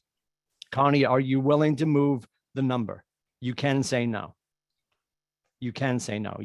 We want to put you in a position where you're going to enough kitchen tables that you guys are choosing your clients in concert with your clients choosing you, and using that language too. Well, Mr. and Mrs. Kenyon, should we choose to work together? Wait a minute, Tim, what do you mean we choose to work together? Well, I'm picking you too. Because if I start working with absolute jackalopes who light me on fire every day, where is that negative energy going at 5:59 when I walk through the door of my house? I'm about to bring that home to my wife and kids. That's not a life by design, right? I'm going to choose the people I work with. I'm going to choose the number that we're working at. If we are going to run our business, like when's the last time, I don't know, I'm picking on oil companies. We're up in New Hampshire. So there's that, we do a lot of propane and oil to heat our homes up here. The last time the oil truck rolled into your driveway, you're like, how do you feel about $1 a gallon? Like they're driving away, right? And I know there's negotiation everywhere. We need to be ready to negotiate. But at the same time, we're also allowed to say, no, my value kicks ass. I offer you 50 things when I list your house. If you want to move that number, we're going to knock 10 of those things off. And some of your value propositions, Susan can agree to this. Not every house is going to have drone photography. But I also ask them at the top of the conversation, hey, John, Susan, what's really important for you when looking for a listing agent? And whatever they say are their top 3 things, I'm going to make sure those are above the fold. So when I start to eliminate things, I'm not going to take those off the page, but I'm going to show them some other stuff they might love, because there's certain things we would do for every client. There's some things we do for certain properties. There's some things we do for certain clients. But if we have to just start to defend our number, we need to be ready to pull some things away, because at the lack of price, there'll be a lack of value. And people will only ask you about the price or question the price where there's a perceived lack of value. I hope that makes sense. It does. Thank you, Tim. You're welcome.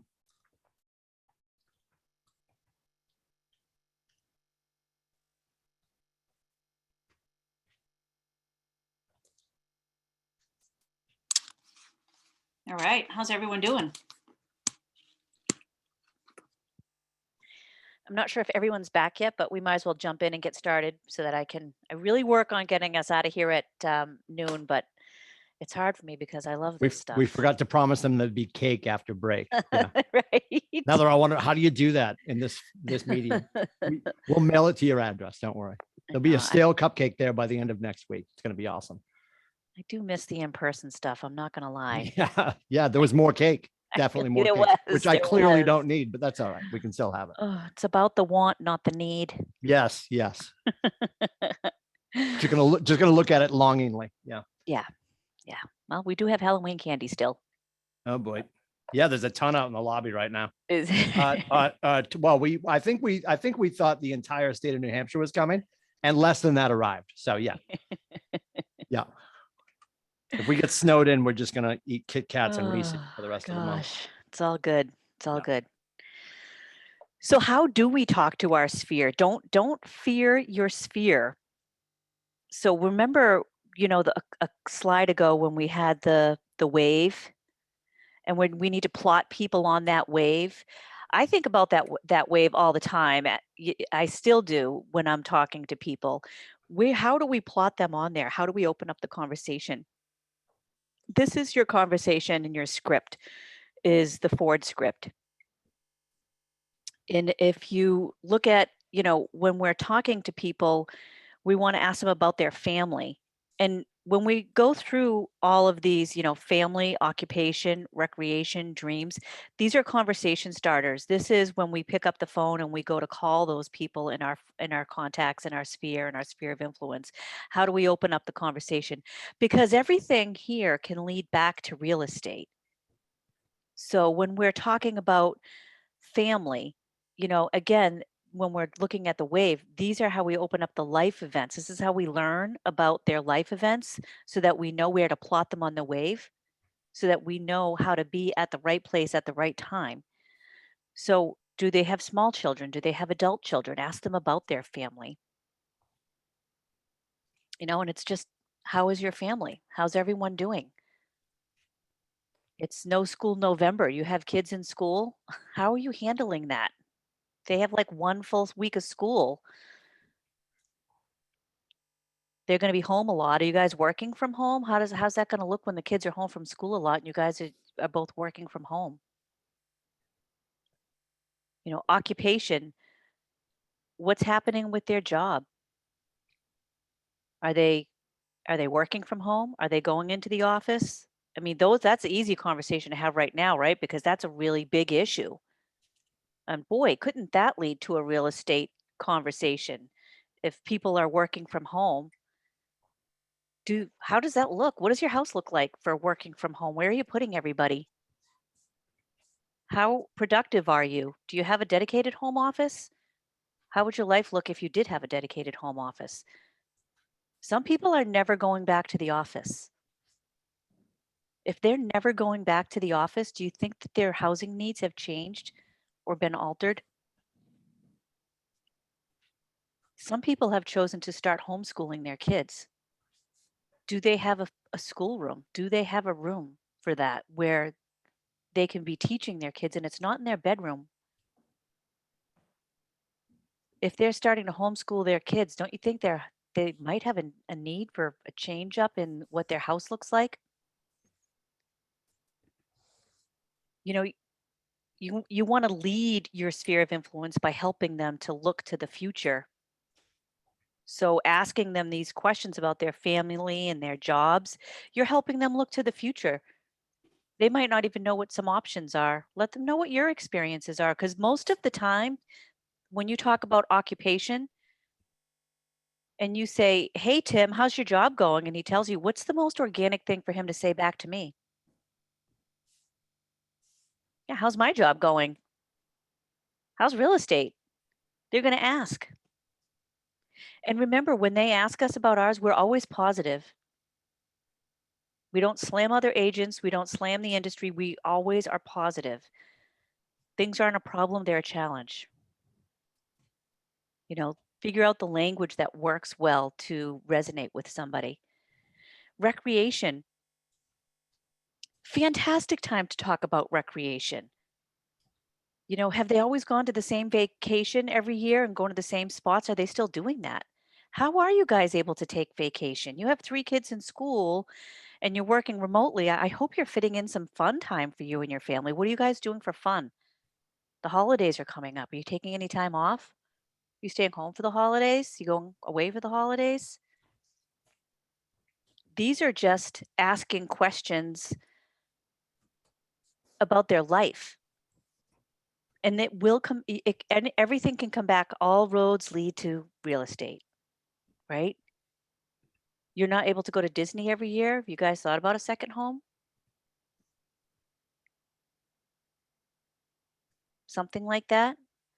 Maybe people are now coming back to, coming up to their house more from out of town. Do they need more space? Or even just asking and showing them that you care. Dreams connect us all, right? These are funneling questions. They funnel the questions into some type of real estate move, and then you're able to plot them. Even they don't have to have a need right now, but it will give you the clues that you need to plot them on that wave. So we lead the conversation. How is your life? How is your family? And remember that the first conversation starts with ourselves. So I start with telling myself that these people want to hear from me. People want to talk to me because I always come from contribution. People want to talk to me because I come from gratitude. I help people make great decisions. And I tell myself this before I get on the phone and I have these conversations because it's true. And it puts my mind in the right place to be able to make these calls and have them be effective. And you know what you notice about all of these conversations? Family, occupation, recreation, and dreams? None of them are about real estate. People need to know how much you care about them. So we're not jumping immediately into real estate. We're jumping into care. We're jumping into caring about them. So as we're talking about this, guys, you know, what fears or hesitations do you have about calling your sphere? How do you feel about calling your sphere after Ignite today?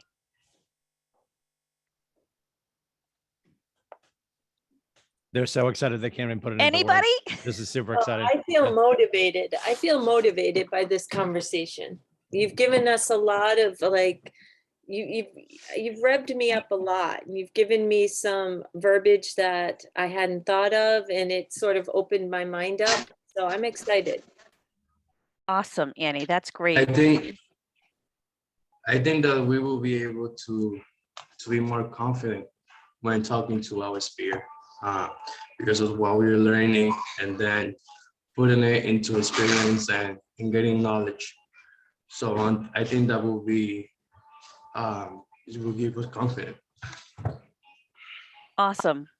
Yeah, and you know, it is empowering. You guys can do this. These are easy conversations to have. Like we just had Halloween. If someone has kids, like, darn, that's an easy conversation to have right now, right?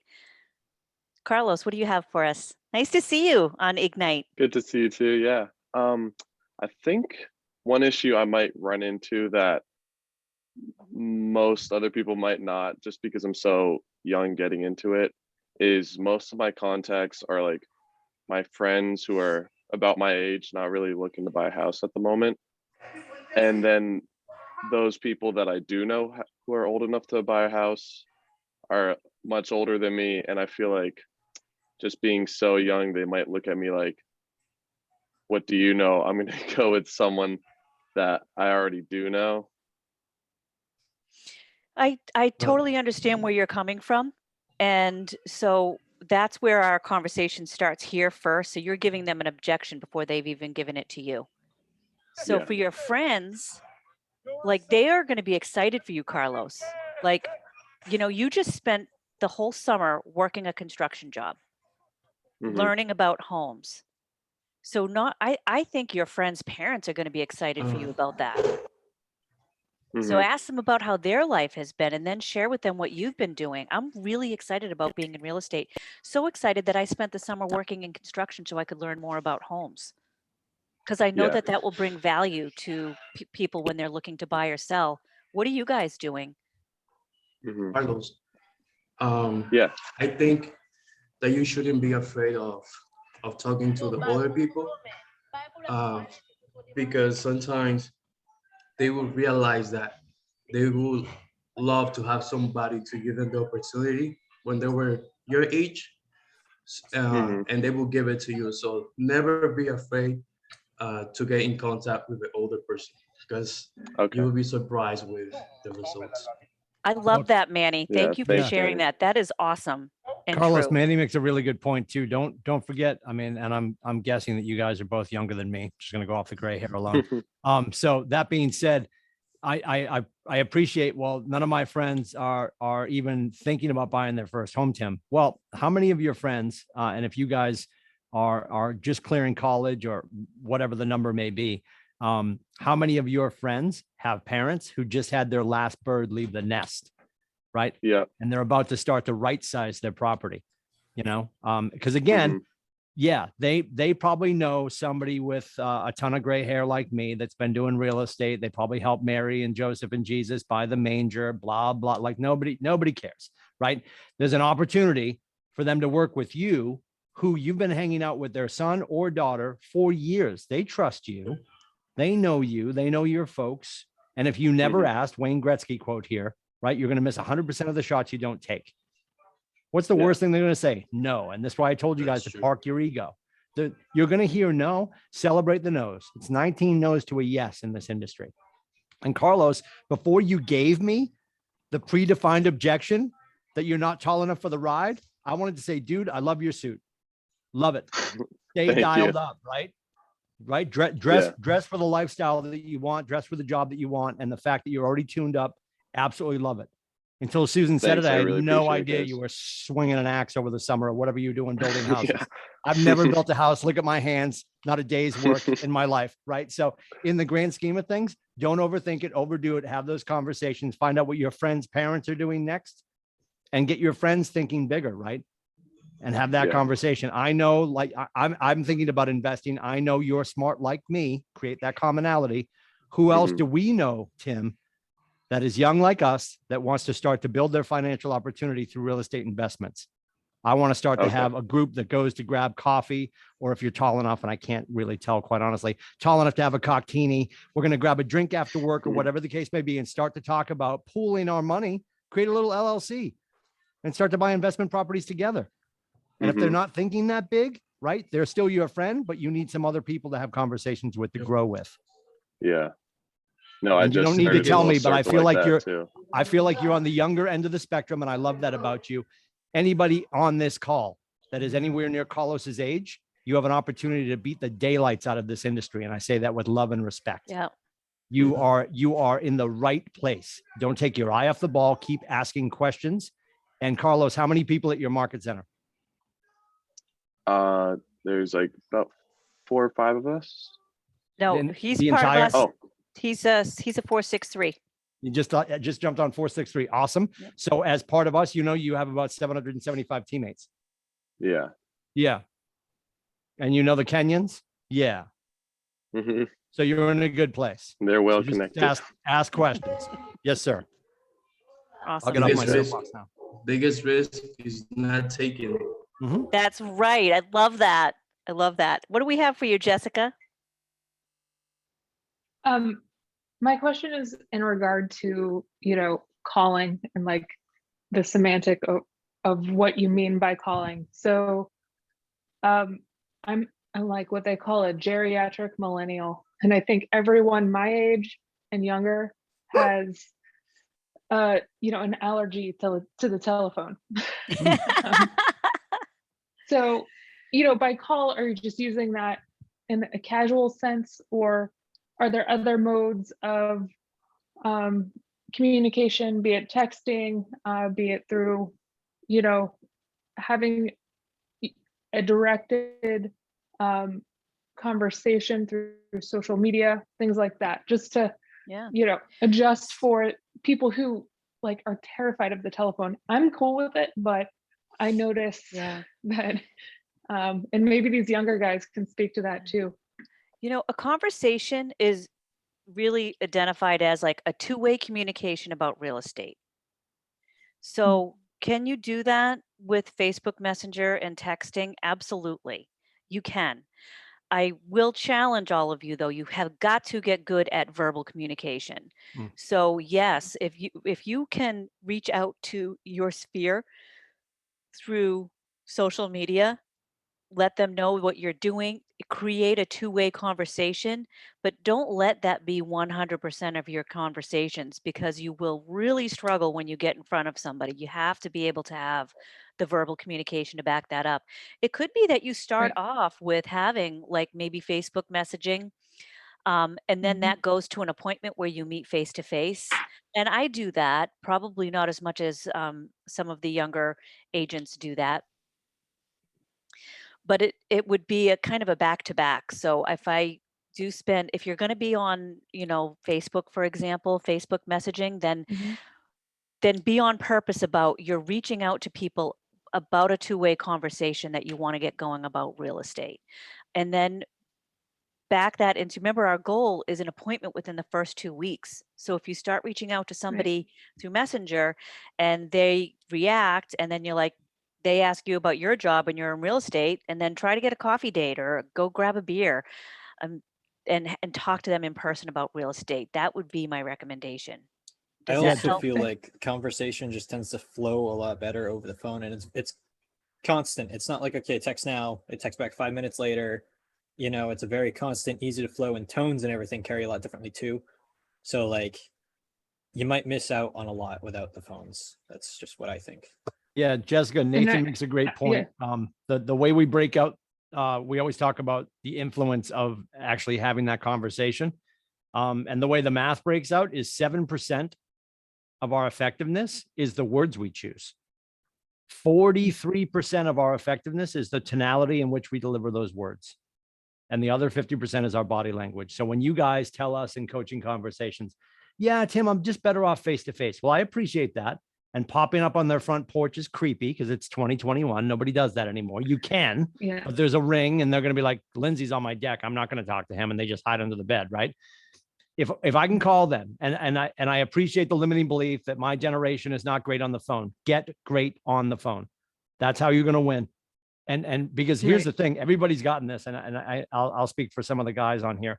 If you were ever talking to a girl via text, if she sends you, hey, all capitals, or hey with 5 Y's, there's 2 different things there. Hey, all capitals is you just cut her off in traffic. Hey with 5 Y's means come over tonight, right? But I know that from reading a lot of texts, right? And I'm married 25 years, so I'm not getting these texts. But guys on this call are, right? Girls on this call are. We lose a lot in translation when we are not speaking. So to Nathan's point, thank you for bringing this up, Nathan. When I'm having that conversation, if anybody in the room heard about the class we have that's called BOLD, one of the BOLD laws is logic makes us think, emotion makes us act. When I can speak to them and they can hear the passion and concern and care in my voice and the tonality in which I'm delivering the words that I'm saying, that emotionalizes the conversation for them and it gets them into action. Okay.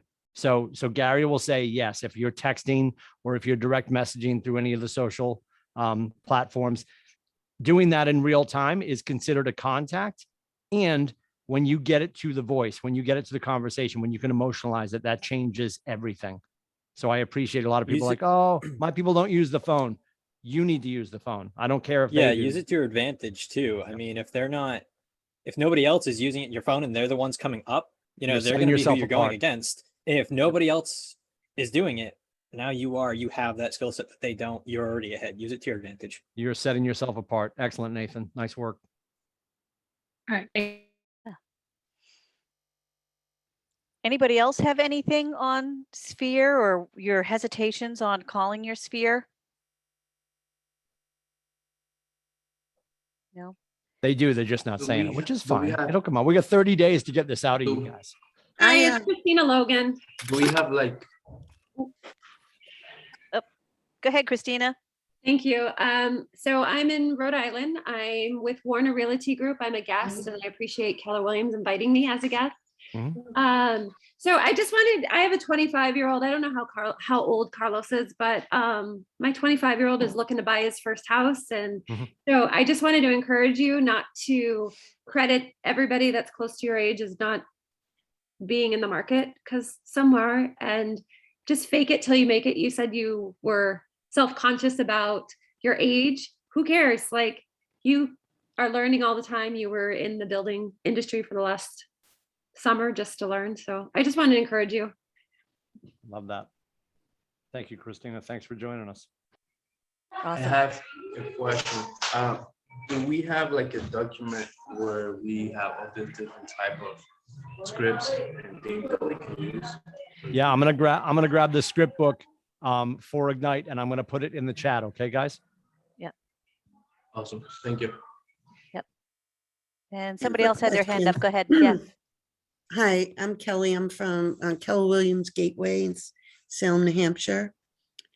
And I think my hesitation is I've been around the block too many years and tried many different avenues and in sales.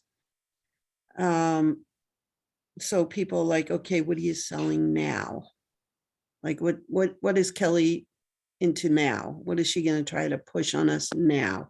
And I understand, real estate's totally different and nobody's going to buy or sell unless they want to.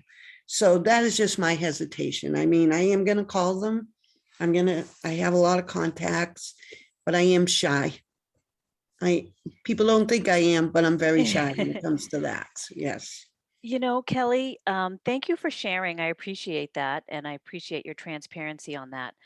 Come from contribution. So instead of first, I do literally tell myself I help people make great decisions. And people will want to work with me. Like I tell myself those things before I go to work and before I pick up a phone.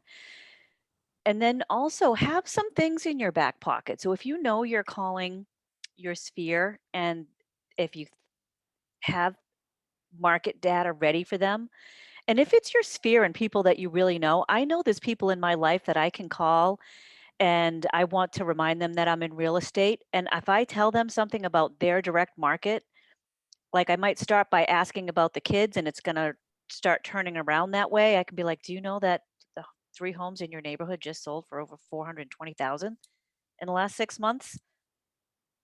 How do you like your new neighbors? You must have known you've gotten some. Do you know those houses sold for this? People want to hear that stuff. Give them something to, you're not asking them for the business. These conversations are sometimes around reminding them that you're here for the business. Show off some skills. Show off that you have market data. Show off that you know what is happening in their neighborhood.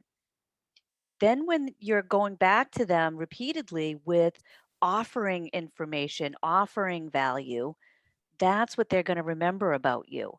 And now you're using these conversations to plot them, right? So find out their life events so that you know where they are.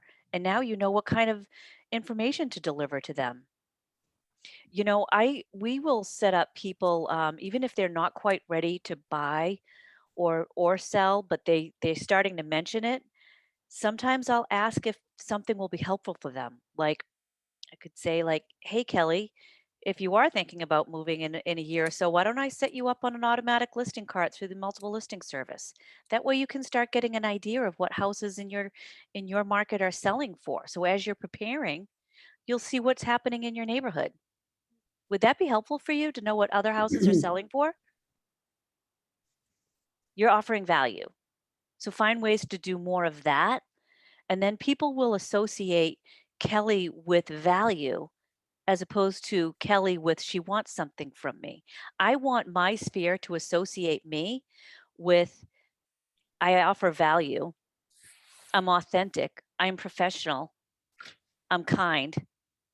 And I have their best interest at heart. You provide them with what you want them to think about from you. Kelly, if their experience with you, and my mom did Mary Kay, so I'm going to pick on Mary Kay because I can do it. I did that too. There it is, sister.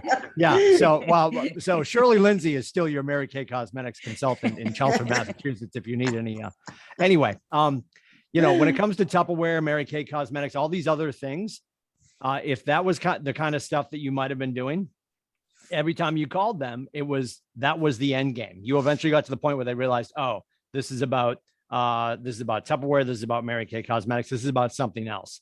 And we can start to create that mindset with our people if you wait, and I'll pick on January 1st. A lot of people are like, Susan knows this. I'm going to make expired calls on January 1st because most real estate agents are not real smart, and they will make the expiration date for their listing December 31st, which is so cataclysmic. Like, why would you do that? Because nobody's sober on the first. Well, some of us are, but like for the most part, nobody's paying attention on the first. So everybody's going to do their expired calls on the first. You're going to start to train me that when Kelly Duffy calls me on the first, don't pick up because she's only calling to try to restart her real estate business again. Although if I become Carlos Garcia and I'm savvy with the phone, because nobody else in my generation is, every time the phone rings and it's Carlos Garcia, I know this could be him inviting me to an open house. This might be Red Sox tickets. That's right. We're not playing baseball anymore. This could be a myriad of things. I don't know what it's going to be, but I like Carlos and it's always fun. I'm taking the call because every time I take the call from Carlos or Kelly or Nathan, it's all about me.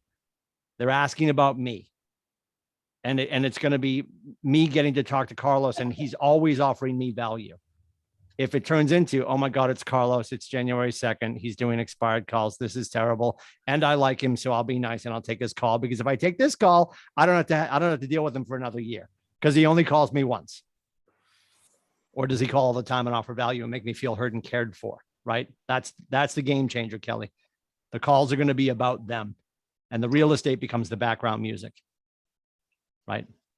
Got it. Gary says it all the time. Head down, hard up, service first, sales second. You're going to win every day. Yeah. And I've hijacked this from Tim because I've heard him say it so many times. We're in the relationship business until somebody has a real estate need. We are in the relationship business until someone has a real estate need. Your job is to make sure that people know that you're there and to always offer value. So I don't call, if I'm making calls, I don't call and say, hey, you ready to buy, sell, or invest in real estate? I call and I find out what they're doing in their life. And we plot them on the wave. So get some people on your waves. Know where they are.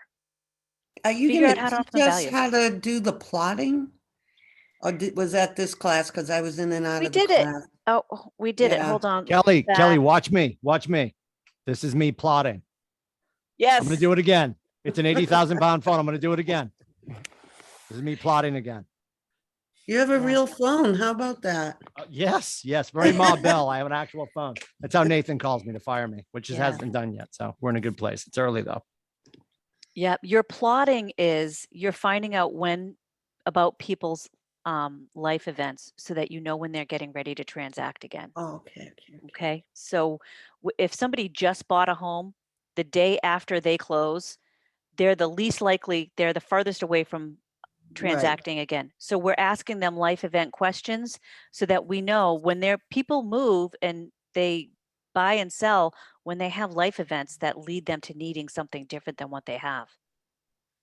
So we need to be able to ask those leading questions, and the Ford script helps you get those answers to those questions. And Not so so that that's what you just put in the chat, the scripts. Tim's going to put the script. Yep. So book. I just dropped the script book for Spark, which is this is 18 sessions this month. Okay. The first 9 sessions are called Spark. And then we get into elementals in the second half. Both script books have been dropped into the chat. Okay. Okay. Okay. So download those. There's your wave, Kelly. Okay. So see how there's the top circle, and then it goes down to the bottom. Those hashtags, as we go back up to the top, this is when they're going to transact again. So we need to know these life events along the way so that we are there and prepared for when they're going to transact again, because we don't do the hope and wish method because that's not effective. We need to be more strategic than that. So that's why we're asking those questions. Okay. And we're showing that we care. So there's a question in the chat real quick too. Valerie was asking about listing carts. If you're going to do a client listing cart, you can do that through your local multiple listing service. You can also do it. There is a tool through Command where you can set up a listing cart. People have their preference, which one they like better. Get with your market center tech trainer if you want to figure out how you're doing that. If maybe there's another agent that knows your MLS, your local MLS, wherever you're located. I don't know where Valerie's located, to make sure that you find the tool that's going to be best for you and your client. And again, this is why we want to make sure that we're moving people into Command so they have access to the tool that we're going to be using. It's going to create one-stop shopping for your clients or whatever you're using. Not everybody's using Command. Everyone has access to Command. That's why we're always going to talk about it.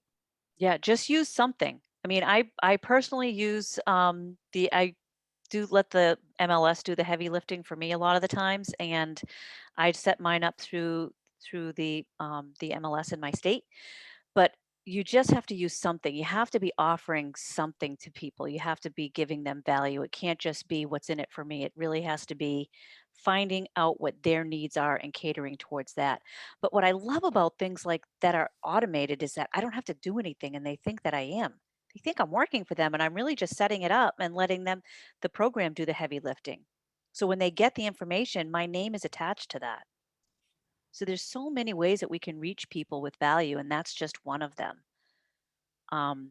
So I've been working on my list. Like I downloaded it from my phone, and I have it in an Excel spreadsheet. But I guess I need to get in touch. I'm a database administrator. I did that for 25 years, and I need to know what fields go into Command and how to set that up, because there's a lot of garbage in my phone list. Is there someone I can contact that will do that for me? Help me. And Robert might have more value to add to this piece of the conversation. I know you can do the Marty Miller 66-day challenge where you do a little bit of Command every day and it's not overwhelming. but I don't know, are you here, Robert? Is there a better way for her to do that? Yes, I am. Can you repeat the question for me? I'm sorry, I was here, but I didn't quite catch the question. So Robert, I have my list in an Excel spreadsheet and I want to upload it into Command, but I Okay. want to know what fields go where. All right, there's actually several ways that we can do this. I've created a video that I can actually put it in the link in the chat for you that walks you through exactly where each field goes and how to put it in there. If you're comfortable with Excel, all it is a matter of copy and pasting, putting it into the correct fields. You do end up using a template that is available inside of Command. You just download the template from Command, and this video will show you the entire process. Outside of that, if you're not comfortable with Command, if you need assistance with that, Kelly, what market center are you with? 440 Gateway. Okay. If they have a market center technical trainer that can assist you with that, that's great. If not, I can always assist you with that, and I can give you my contact information as well. So I'll give you a video in the chat showing you how to do every step of the way. And if you're not comfortable with it, you can reach out to your MCTT or you can reach out to me. Perfect. Okay, great. Thank you so much, Robert. I appreciate Sure. you jumping in. Absolutely. Camille, did you have something? Your hand's up. Yeah, so I just wanted to one more time beat a dead horse on the age issue. So I am a retired Marine, and I will tell you that I have seen 18-year-olds do very wildly adult things. So age is nothing but a number. You can be a hero at 18, or or you can be living in mom's basement. It's all about choices, and it's all about how you carry yourself. I will tell you that some of my junior Marines just hitting the Marine Corps were some of the most poised teenagers that I had ever met. And I think the goal is always to have someone unsure of what your age is. I am now 34, so I really hope that people think that I am 21, but in the opposite direction, I think your ability to carry yourself in a certain way, your composure, your tact, and your bearing. If you are speaking in a professional manner, then no one's going to question your age. And if your business card is professional and you are looking like someone who is a subject matter expert, then your age will not be on their mind. It might be on your mind, and that might be your own internal hang up, but I don't think that you should limit yourself for any reason, especially age. I love that Camille brought that up. And just to go a level deeper, as we are starting to create our personal and our business social media accounts, people are like, well, so my personal Facebook's a hot mess, but my business Facebook's sterling, right? And this goes back to like the first date concept. Like everybody's a superhero on the first date, and then we start to become ourselves, and then you eventually get married and deal with each other, which is lovely. So that being said, make sure that your personal Facebook doesn't have anything you don't want found, because this just in, everyone works for the CIA. Like they're going to find all your accounts.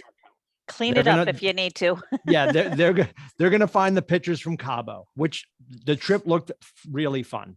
But the shot with the cops and you and the donkey and all the other things, like clean that up. They're going to find that. So if you look like a rock star on your business page and a convict on your personal page, clean them up, because they're going to find both, right? You have relinquished your opportunity to just be one of the girls or one of the guys. You are now, we need you to be a market leader when you're on duty and off duty. And this just in, as a real estate agent, you're always on duty. And as independent contractors, you can say, well, I'm just me. Well, no, dependent upon the size of your market center and ultimately the brand of the entire company. When Andy, Linda, Shelly, Tim, Camille, when we go out and start marching around, you're representing 160, 170,000 agents nationwide. And if they have a bad experience with you, they will carry the brand into the mud with that conversation. So don't Yeah. forget, you are representing everyone else's financial opportunity. So let's keep it clean on social media. And if you really overthink, hey, should I post this? You shouldn't. Yeah. Yeah, absolutely. You know, really, as real estate agents, we lose the right to use Facebook in any platform on social media the way everybody else does. And it's not, it doesn't matter if it's fair or not. That's just the way it is. We do not have the right to use social media the way other people do. It's a lead generating tool, it's a reputation tool. If it's, so there's things that you just shouldn't be posting about. Like, I just don't believe in posting political stuff. I don't believe in posting um, risque photos of too much alcohol. I mean, there's just things that you can't do anymore. Keep it clean and be real and authentic without exposing those pieces to you. Because you know what the thing is about social media is, if you post those types of things on social media, you give somebody a reason to disagree with you. I'm not saying a reason to dislike you, a reason to disagree with you. So when we were having the conversation a little while ago about family not wanting to maybe expose too much of their information to us, people in our sphere, if I post something political, they might like me a lot. But if they have reason to disagree with me, and they have at my age, they might know 3 or 4 different realtors. They might say, yeah, but Susan feels like this about the school board, or something. Don't give people a reason to disagree with you on social media, because it will impact your business for sure. So know your tools. We do have, so grateful that Robert is here so that he could talk about Command more than I can, and utilizing that tool. If you haven't been on Command, and I know there's a lot of people that are really, really brand new, you really should be building time into your day. There will be a session coming up on a day in the life of a real estate agent, which will be really valuable to you. Right now, outside of the daily habits that we talked about of scripting, adding contacts to Command, lead generation, and learning your contracts, you should be building time in to learn something about Command every day, so that that whole part about adding contacts to your database is effective. And there are a lot of tools that will help you with Command to learn those things. Can I jump in there, Susan, on Yes, that? please do. Okay. All right. So I know that as new agents, you're going to be exposed to a lot of different philosophies on how to handle your tech. Some of you, I even saw that you in the chat, you said somebody mentioned that they were using ACT as their database, as their contact management software. There are 1,000 ways that you can manage your relationships with your people, from literally your phone or a notepad, all the way on up to enterprise level CRMs like Salesforce. Keller Williams has built and spent a lot of money to develop a tool called Keller Williams Command, KW Command. And Command is a real estate centric, Keller Williams centric contact relationship management tool. There's a couple of things that you should know about it. Number one, and the most important thing, is that you do need to use Command to submit your final paperwork for review and for commission payment. That is the way that you get paid, is through this tool. And one of the things that ends up happening, as I mentioned in the beginning of this, is that a lot of people have other methodologies for managing their contacts. And granted, you might feel comfortable with those. One of the goals of Command is to take the pressure and the weight off of managing your transactions and your people in multiple places, and to centralize this. And I know that it can be a little bit daunting, especially if you've gone in there now, maybe as a new agent and just gotten started, and you're like, wow, there's a lot going on. Yes, there is a lot going on in Command, because it is a very robust program. It's easy to dismiss it as being unnecessary in the beginning, because, oh, I don't need this, I don't need that, so let me just keep it simple. But I promise you, and the classes that I teach will demonstrate for you, that managing your contacts alone even if you're not marketing, if you're just managing the contacts and the conversations that you're having inside of Command, is going to be a massive improvement over pretty much anything that you're using. And there's one simple reason why. No matter how easy what you're currently using is, it doesn't connect to your transactions and getting paid. And when you put that into the mix, if there's one place that you can manage your conversations and all of the information about the transaction, and you get paid off of that information without having to transfer it anywhere else, you will see immediately the benefit of KW Command. And I might sound like a salesman right now, and I'll be honest with you, I came to Keller Williams a year ago and I didn't know about this as a CRM tool. And I've used a lot of CRM tools. And what I found was that they really, really did think this out, and they're constantly evolving this tool. You'll hear some agents saying, oh, it was terrible, I hated using it. There were some difficulties in the beginning, but even in just the short amount of time that I've been here, this product has really gone leaps and bounds. And I'm involved in getting some of the feedback to the people in Texas that listen and make changes. So it's a very alive, living, breathing object that is always growing and changing. And I encourage you to take some time and work with your market center technical trainers, work with your regional technical trainers, work with other agents who are using this tool, and have a little bit of faith in it. And I promise you, because it's connected to everything that you do as a business person in this industry, it really can make things easier if you just go in there, get some experience with it, get some training. And to Susan's point about getting training, there are incredible agents who have become very, very strong trainers out there, like Marty Miller. I myself have a website and a YouTube channel where we do live trainings on YouTube. And we do, you can go visit those classes and watch them and just search through them and find what you're looking for. There are a wealth of resources out there to get trained up on this.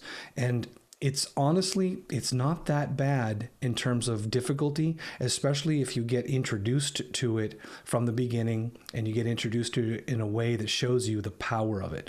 So I encourage you to seek out resources and please don't be dismissive of it, and don't just say, oh, I've got something else that I use, because the connection alone is going to save you tons of time, effort, and it's going to make your life a lot easier. Yep, absolutely.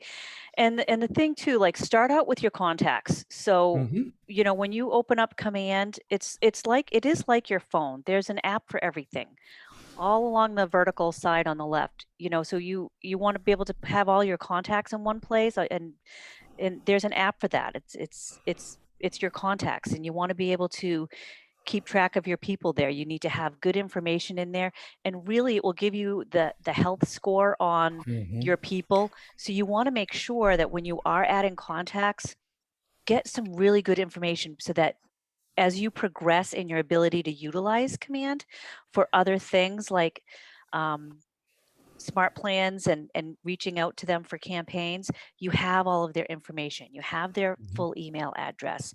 You have their full physical address. You have their phone numbers. You know how to get in touch with them. You have their spouse and family information in there. You can even start putting in their birth dates and their anniversaries and things like that, so that you can set up ways to be getting in front of them that are not always about real estate, but it is about a way to be connecting with them. You want to be able to make flyers. There's an app for that called Designs. You can do that. You want to be able to make ads on Facebook. There's an app for that called Campaigns. So put some good information in there. Start with your contacts, though. We should be adding 10 contacts a day to your database. And what that means is 10 contacts a day to Command. And if you have time to add more, add more. And then as you learn more about the functionality of Command, you'll already have a really good base of what is in there to be able to start using it in a more impactful way. Okay.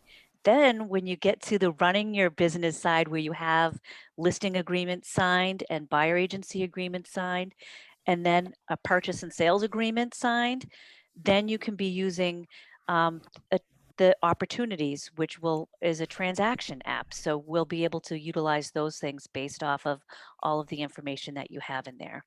Okay. I love that there's a lot of resources for you. And if you build in the time and use your calendar, and if it's in your calendar to do that, do it at night or do it at some point where you're not, your lead generation should come first, but you're adding contacts to your database and learning command and what your tools are should come at some point during the day while you're getting started. Okay. A database is going to be the foundation of your business, guys, because you think that you're going to remember everything. You think you're going to remember to follow up with people, and you're going to get busy, and you're not going to remember to follow up with people at the right time.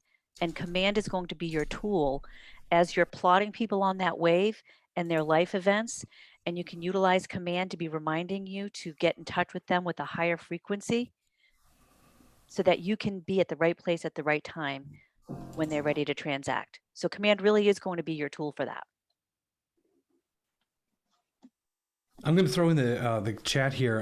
Someone was asking about where they can go to watch the YouTube videos. Believe me, I'm not the only one who produces these quality videos on training, but I'm happy to put the ones that I have in here. And you also just mentioned about the contacts. So I'm going to drop two things. One is the KW Tech Tube, which is the YouTube channel where we hold all the live and recorded videos. And I'm also going to direct you specifically to what Susan is talking about right now, which is contacts. And there's a video that's called Contacts, the Heart of Your Database, that explains what a health score is. And it explains why it's important and how it connects to the transactions and the opportunities.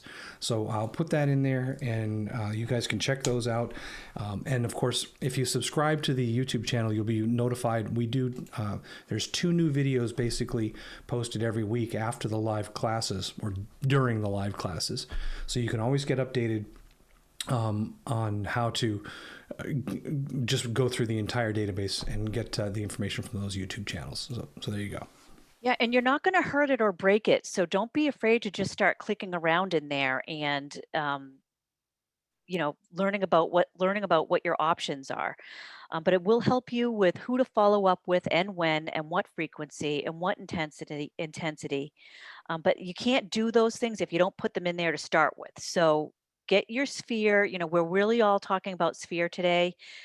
Get your sphere written down, start reaching out to them. As you're reaching out to them, get them into command with some good information. And then you'll get your ball rolling. Before you know it, you're going to be reaching out to people regularly. And it's going to be so exciting when that phone call comes back to you and they're reaching out to you for a need. It will happen. And it all starts with your database and reaching out and communicating with them regularly. Okay. And remember the Ford script. You're talking to them about their family, their occupation, their recreation, their dreams. So when they give you that information, put those in your notes so that you know where they're at and when they're going to be ready to transact. Okay. So this is your Ignite toolkit. And I know that they've put a lot of these resources in the chat rooms so that you guys can pull these up. You have a resource job aid, and Tim put the script book in there. Take a look at the script book, and I'm going to, we are being mindful of our language. Script book really is conversation book. It's giving you the roadmap of how to have the conversation. Super important for you to be able to digest that. And the purpose of having the script book is so that you can read it, you can practice that with someone else, and then you can internalize that so that you can change it up and make it your own. But the reason that we practice with each other is so that when you're on the phone and having a conversation with somebody from your sphere, if you haven't practiced the conversations, you're not listening. You don't have the ability to listen to what that person is saying. So knowing your scripts really is about giving yourself the tools so that you're able to be a more effective listener. Because if you don't practice your scripts, you're worried about what you're going to say next, and you're trying to anticipate what they're going to ask and anticipate what you're going to have to say, and you don't have time to really listen to what they're telling you. Does that make sense? There's information on buyer lead sheets and your daily checklist, which we'll talk more about. There's a previewing homes job aid, a pre-listing questionnaire, a pre-listing packet, and open house tools. So there's a lot of toolkits here that are available to you, and take some time to explore them, but don't be afraid to just jump right in and start with making your calls. One thing that really can tend to happen is that you spend a lot of time getting ready to get ready, and you're like, I'll start my lead generation tomorrow because I really need to get my presentation done. You don't need to get your presentation done. You need to get your lead generation done first. But we tend to gravitate towards what's more fun. And if you think that making presentations and flyers and those things are more fun, you're not going to get to be using them if we don't do our lead generation first. So we really want to start with lead gen first. Okay. So how do we do that? We prepare for success. And we do this with Spark. So thank you for coming to this first session of Spark, where we talk about fueling your career, and we're talking about what do successful agents do every day. This is your job. These Spark learning modules, this is what real estate is all about. So it's about lead generating, which is your next course tomorrow. Lead generation is the core of your business. So I warned you guys at the beginning that we're going to say lead generation a ton during this session and in every session of Ignite. And lead generation is learning how to be more human, more often with more people, and we get more business. Okay, so that's your next session. After that, you're going to talk about powerful language gets results, because what we say matters. The words that we use matter. The words that we use with ourselves matter, and the words that we use with other people. The language really does matter. Okay. Then there'll be a module on your database and your business, so you'll hear more about command during that, and the importance of an effective database. And Tim might be, he'll correct me if I'm wrong. I think the number is 1920, right, Tim? Yeah, the $1 million database. Yes, is $1 million database. Yeah. So the first number most of you probably would love to get to is that 600. You have 600 people in your database, 12-2 ratio. For every 12 people, there's 2 transactions. You'll hear us always talk about the 6%, Susan, right? If you take the number in your phone, so if you say I have 100 people on my phone, Tim, 6% of the people in your phone, most of you have more than that. 6% of the people in your phone right now are going to experience a real estate transaction in their arm's length within the next 12 months. So the pushback we hear from veteran agents is like, well, I didn't experience that in the last 12 months, so that can't be true. It is true. People in your phone in the next 12 months, 6% of them are going to be near or in a real estate transaction. We have to invite our face to the transaction. If you didn't experience that in the last 12 months, it's because you're home right now, wrapping up the last 17 minutes of The Price is Right. I keep using that reference point, and like the kids are like, "What is The Price is Right?" I don't even know what that. Right. What is that? Ask They your don't know great-grandparents. the long Yes. microphone with the little. Yeah. Yes. Yeah. Wink Martindale with the long. Yeah. Nobody knows what I'm talking about. I'm going to stop talking. So please just know the transactions are already in your phone. We have to go to where the money's changing hands and get involved. And we find out by talking to our people. Without fail, this goes back to what Carol was talking about earlier. Without fail, some of the best people in your life, your closest friends, they may be ambassadors for you over the course of your career. They may never transact with you. And you have to be okay with that. Manny might send me everyone he knows, and I never actually work with him because he doesn't feel comfortable working with me, or he already bought his house and he's there for good. But he'll send me everybody else he knows, because we all want to be that person. Everybody's going to be at that cocktail party over the holidays with their foot up on the hearth and a scotch in their hand. Like, yeah, you got to use my realtor. You got to use my attorney, my butcher, my baker, my candlestick maker. We want to be that person for those people. If your name's not coming out of your loved ones' mouths, whose is and why? Well, because I haven't told them yet, Timmy. I don't want to be sale. I don't want to ruin Thanksgiving. It's a quick way to ruin Thanksgiving, being broke, right? And what do we know? We talk about this at our market center all the time, Susan. 90 days from today is Sunday, January 30th. Whatever your activities are today are going to be a closing table for you in 90 days. So your activities today will decide your future. And like Susan said, we're going to talk about lead generation for the next month. We're going to talk about it every day. The most important part of today's class is what you take from it and put into action in the next few hours before the sun goes down, right? The doing is the most important part of this class. You're getting a lot of knowledge from Susan. God bless her.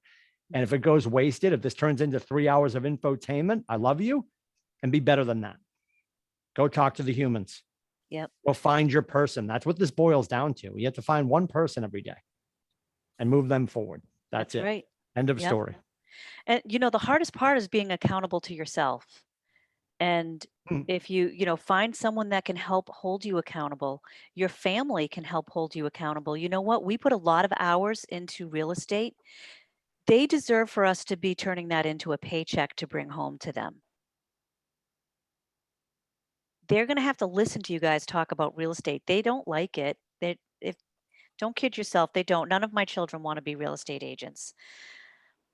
But we deserve, for all of the time and effort that we put into it, for us to be able to take care of them financially, to be able to take them on vacation, to be able to take them out with our kids out with their friends. So we need to be able to bring paychecks back to our families. So the hardest part is being accountable to ourselves. So understand your scripts, because by the end of that module, you'll know the benefit of using powerful scripts, and you'll have practice using them. You're going to set up your database, and you're going to set goals that matter. It's all about setting a meaningful goal, right? So your goal for Spark is an appointment, and I know you guys can get the appointment. So keep working until you get the appointment. Don't quit. Every no gets you closer to a yes. Don't quit until you have the appointment. You're going to have a session on delivering your value proposition. That is so important, because when we're calling our sphere, we want to be able to offer value. And when we go to the grocery store and someone says, "Hey, you got your license, how's that going?" You need to be able to turn that around very quickly into a value proposition. That will resonate with people. Then you'll start really being more top of mind, when it can be more than, "Yeah, it's great. I love seeing houses." That's not a value proposition. So you're going to learn about delivering your value proposition, because it's all a little bit different for each of us. Okay. The find and win the buyer. I think that we're on that one. We might, I forget, but that is a really good one. We need to be able to find buyers, and then we need to take the opportunity to work with them and get them from contract to close. We really need to learn how to be effective with buyers, especially in the market that we're in, because buyers take a lot of your time. So when we can work with buyers and try to reduce the amount of time that we're taking them shopping, so that we can be more effective, then you'll make more money. We really need to be mindful of time management when we're working with buyers and sellers. But I find that particularly with buyers, if we set them up correctly, we can be more effective with our time. Hey, Carlos. Hey, so I'm now realizing that people ask me how real estate's going all the time, but I never really turn it into like, how can I help you or someone you know? I normally just give them like oh, it's going well. Like, I haven't sold anything yet, but like, I'm getting there. How can I like turn it into a value proposition? Well, you'll learn that during the delivering your value proposition in more depth. But for you in particular, I wouldn't say anything like, "I haven't sold anything yet." You want to focus on your positives. For you in particular, I would say something like, "You know what, it's going really great. I had a fantastic opportunity to learn a lot about construction and homes while I worked with a builder over the summer. I do a lot of training, and I'm working with the Kenyans and learning a lot about real estate. And I'm having a great time going out with some buyers," because you have done that. And then I would turn it around and what that means to them. Yeah. So it could look like, after you say something like that for your value proposition, you could be asking about them. Well, what's happening in your life? Mm-hmm. Have you guys thought about buying or selling? And if it's someone that you know that's asking you that, you should know a little bit about them. So it may be some of your, if it's like your friends' parents, it could be like, how's it going with all the kids out of the house? Have you guys thought about, are you guys planning on staying there for a long time? Or are you thinking of transitioning to something different? Yeah, I like that. Thank you. Carlos, I know you're in the midst of having your conversations with Zoe. You're going to get to the point where you do your financial goal setting. I think as soon as you have that CGI conversation done and you know how many families you intend to help in 2022, that's how that conversation changes, right? So, because more often than not, we do the ultra stupid, and I say this with love, the ultra stupid, it's awesome, and we just keep walking. Yeah. They're like, what is that? That's like, it's not even a good t-shirt, right? So when you can turn and be like, hey, you know what? I'm really glad you asked. My intention this year was to help 48 families. We've helped 36 so far. If I can find 12 more families to help, and we emotionalize it, right? I'm not talking about transactions or GCI or volume. Families helped. Our friends will attach to that emotion, right? Yeah. So as soon as we set that goal for you for next year, and we know in 2022, Carlos wants to help, 22 families, then you just start that conversation, right? Yeah, I'm really glad you asked. You know what? My intention this coming year is to help 22 families. Who do you know that I can help? Who do you know that I should know? What do you mean by that, Carlos? Well, I'm looking for listings for my buyers for my listings, and talent for my team. Because you're all thinking, well, wait a minute, I'm not starting a team. Are you building your growth tree for passive income through profit share at Keller Williams? Say yes. Say yes. Yes. Okay. I mean, raise your hand right now if you like money. And I have people like, oh, that feels, somebody, yeah, I like Linda. Both paws are up. I like it. Good for you, kid. Right? Here's the thing. As realtors, you guys are paid in direct correlation with the amount of people that you help. That is not good or bad. It just is what it is, right? So as you're helping people, the opportunity for your family grows, right? And I think our friends will attach themselves to the emotion of helping a family as opposed to, I'm looking for 7 more transactions. Who can I hoodwink this week? Like people will be like, oh, hang on. Let me grab my nearest and dearest and make sure you get in touch with them, Tim. Nobody wants to hear that. Who do you know that I should know? Who do you know that we can serve? Who do you know that we can help? And we're going to give you gratitude phone calls to make, care calls to make. It ultimately just starts with finding out who your best people's best people are. Like I said, Manny's friend, Steve, may never buy a house with him, but Steve may put Manny in touch with 20 people over the course of Manny's career. Find out who your wealth determiners are and hold on to them like grim death, right? Well, I don't want to call Steve again because every time I call Steve, he has a deal for me. Marry Steve. He's already married. I moved to Utah. Figure it out. Figure it out. Yeah. You should call Steve every day. Every time I talk to Steve, he gives me a deal. Move in with Steve. Figure it out. Steve is a wealth determiner. And you guys will know what I mean when you find yours. And you're not going to find yours till you start asking your people, who do you know that I should know? We're overthinking it every day, kids. Overdo it. Overdo it. Nobody's going to be offended when you call and ask them how you can serve them and their loved ones. True. Yep. People will be moving. Our job is to show them how much we care about them and be at the right place at the right time and ask for the business. That's part of this. That's the sales part. You have to be closing, always be closing. Hey, Robert. I see your hand is up. Different Robert. Robert Plunkett. I have a quick question if Robert doesn't say anything. How do you overcome, well, I really want to work with an experienced realtor. I don't trust new realtors. Are you getting that? Well, yeah, I've had 3 friends buy houses, but I had just gotten my license. Honestly, I wasn't even really ready, but now I am. I do have one closing on Friday, so I'm not real new. But what is the language? I appreciate that can be a challenging one to overcome. I would focus on asking more about them and being able to give them value. because you do have experience. You're in this business every day. You're learning every day. And maybe they're giving you an objection that really isn't that important. So I would ask them, why is that important to you? Are you have a lot of experience in your market center? If you're on a team, you can leverage the team's experience. You can leverage, find out what your market center's numbers are. Well, I'm so glad that you like that, because I chose to join a market center that closes this many transactions. And we're That's a closing good one. transactions every day. That's a But good more one. importantly, how can I help you? What's so important to you about moving here? What is so meaningful? What will your life look like when you reach this goal? So let them know that you do come from experience. You know why I joined Keller Williams? Because not only do I get great experience, I get phenomenal training. Because serving you is very important to me. And then find out more about them. Leverage the pieces. If you don't have something, a number of transactions, leverage your office. Yeah, Kelly, Susan already spoke to it for sure. Like, skate right to the leverage and the royal we, right? So, my conversation with you would be, Kelly, I appreciate your concern.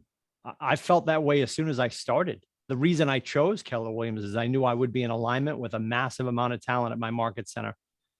My market center alone has been able to help 3,000 families this year. I'm in alignment. I've got resources and great talent, and I know that working with me will be a great opportunity for you to get a high level of service. Because quite honestly, Kelly, as you pointed out, I am just getting started. You will be one of a handful of clients that I'm working with right now. So you'll get an extreme amount of attention, and you have the resources of all of my teammates at the market center. The other way, and I will use this if I'm trying to get my wife to decide where we're going to have dinner. I love this script. Feel, felt, found. Feel, felt, found. Kelly, I understand how you feel. We've had a lot of clients that have felt the same way. And what they've found is working with me and my team, keep using the royal we, right? Yep. Feel, felt, found. I understand how you feel, right? I'm sharing empathy with them. We've had a lot of clients that have felt the same way. I'm creating a commonality. You and other smart people who choose me have felt the same way. And together over the course of time, what we've found, discovery, right? What we found is that working with me, because I'm awesome and my team is awesome, you're going to be part of this great growing conversation and part of the families that we get to help here at KWCLM. Feel, felt, found works every time. Put yourself on the same page, create empathy, commonality, and success. Okay. Feel, felt, found works every time. You could use it ordering tacos, right? Honey, I understand how you feel. I felt the same way. And what I found is if you don't make a decision, we're going to starve tonight, right? Feel, felt, found. It works for dinner too, right? Yeah. When you're calling people and you have data, like the market, you've prepared for your calls. If you're calling your sphere and you've run some market numbers and you're giving them that, you're giving them experience. When you're using neighborhoods or other pieces of command that can help you with getting that information, when you're using your market center's numbers that they can give you every month on number of homes sold, days on market, we're seeing days on market starting to increase. We're starting to see more price reductions. When you're using that language and giving them actual factual data about the market, you're showing them that you have experience. That is experience. That might not be a closed transaction experience, but it's business experience, and you're showing them knowledge and value. So Okay. I would definitely focus on those for sure. If we constantly lean on our lack of knowledge for a reason for not reaching out to our loved ones, then none of us should pick up the phone today. Raise your hand if you know everything about real estate. I'll wait. Okay, cool. None of us. We're all in the right place, right?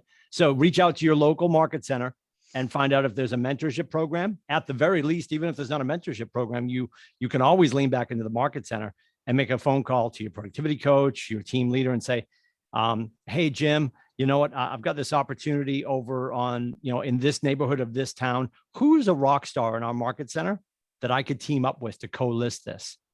Right? Because your client will feel more cared for when you show up with a rock star. If I don't know what I'm doing or I'm just getting started and they trust me enough, they're not going to be insulted when I bring resources with me to make sure they're cared for at the highest level. So find out if your market center has a mentorship program or at least a liaison for that neighborhood. Every neighborhood in your town has a rock star from your market center that knows that street, that neighborhood, like the back of their hand. Align yourself with them. Your clients will never forget it. Yep. Well, the other thing I use too is everything goes through compliance. That Keller Williams is always is watching my every move, so I can't go wrong. I don't know if that's right or wrong, but Well, that is true. I wouldn't hesitate to use something like that, but they're probably asking if somebody's giving you that objection, uncovering why that's important to them is, and regardless of what the objection is. And when you can talk the talk and walk the walk, and you're giving them information about the industry, you're going to be displaying your knowledge and your experience. So that whole part about previewing real estate, that's also important. Knowing your market, that's also important. Knowing the homes that are available in their market, the days on market, the average price range, those types of pieces of information will showcase your knowledge and your experience, and it will start shifting their mindset from you being new to you showing them that you have experience. And then ask why things are important to them. Because you are going to be working with sellers, and there's going to be a whole section on working with sellers. And this session will mirror the session on working with buyers, but instead we'll focus on finding sellers and taking the opportunities from contract to close when you're working with a seller. So Spark has a lot of really valuable information that's going to be coming up for you. And remember, during Spark, our goal is to set an appointment. And you're also going to be going through a day in the life of a real estate agent, which I think is a great session because it will help you set up your calendar. And when you set up your calendar and you're on purpose about how your time is being spent, you'll be more effective. Because isn't it so, like, sometimes you just sit down in front of your computer and you're like, I don't even know where to get started. These sessions will help build that structure around your day so that you know how to get started and how to do the most important things first. And remember, the whole time, we're being human because people do business with people they like. And Kelly, that might help you too when you're working with people that you know in your sphere. Be human. People they want to do business with people that they like. And after the Spark sessions, there's some great things coming up on the elementals modules. There will be prospecting, right? So that's going to be really important. How do we find the buyers and sellers? There's going to be a session on marketing. And there's so many great tools in command for you guys on marketing that you'll be able to structure some pieces around, working with buyers, working with sellers. Open houses. Open houses is a lead generation tool. Okay, open houses are to find unsigned buyers. And when you have strategy around, if you're going to be spending an hour and a half or 2 hours at an open house, make it the best possible productive 2 hours so that you can find new business, right? Because finding business is important. And there's going to be a whole section, a whole module on seller appointments and buyer consultations. And then one of my favorites after that will be making and receiving offers. Okay, and negotiating the deal. So there's an art and a science behind all of that, and being on purpose about, how are we making and receiving offers? Because we are salespeople. When we make an offer on behalf of a buyer, especially right now in this market, we have to sell that buyer to the listing agent. We have to sell ourselves.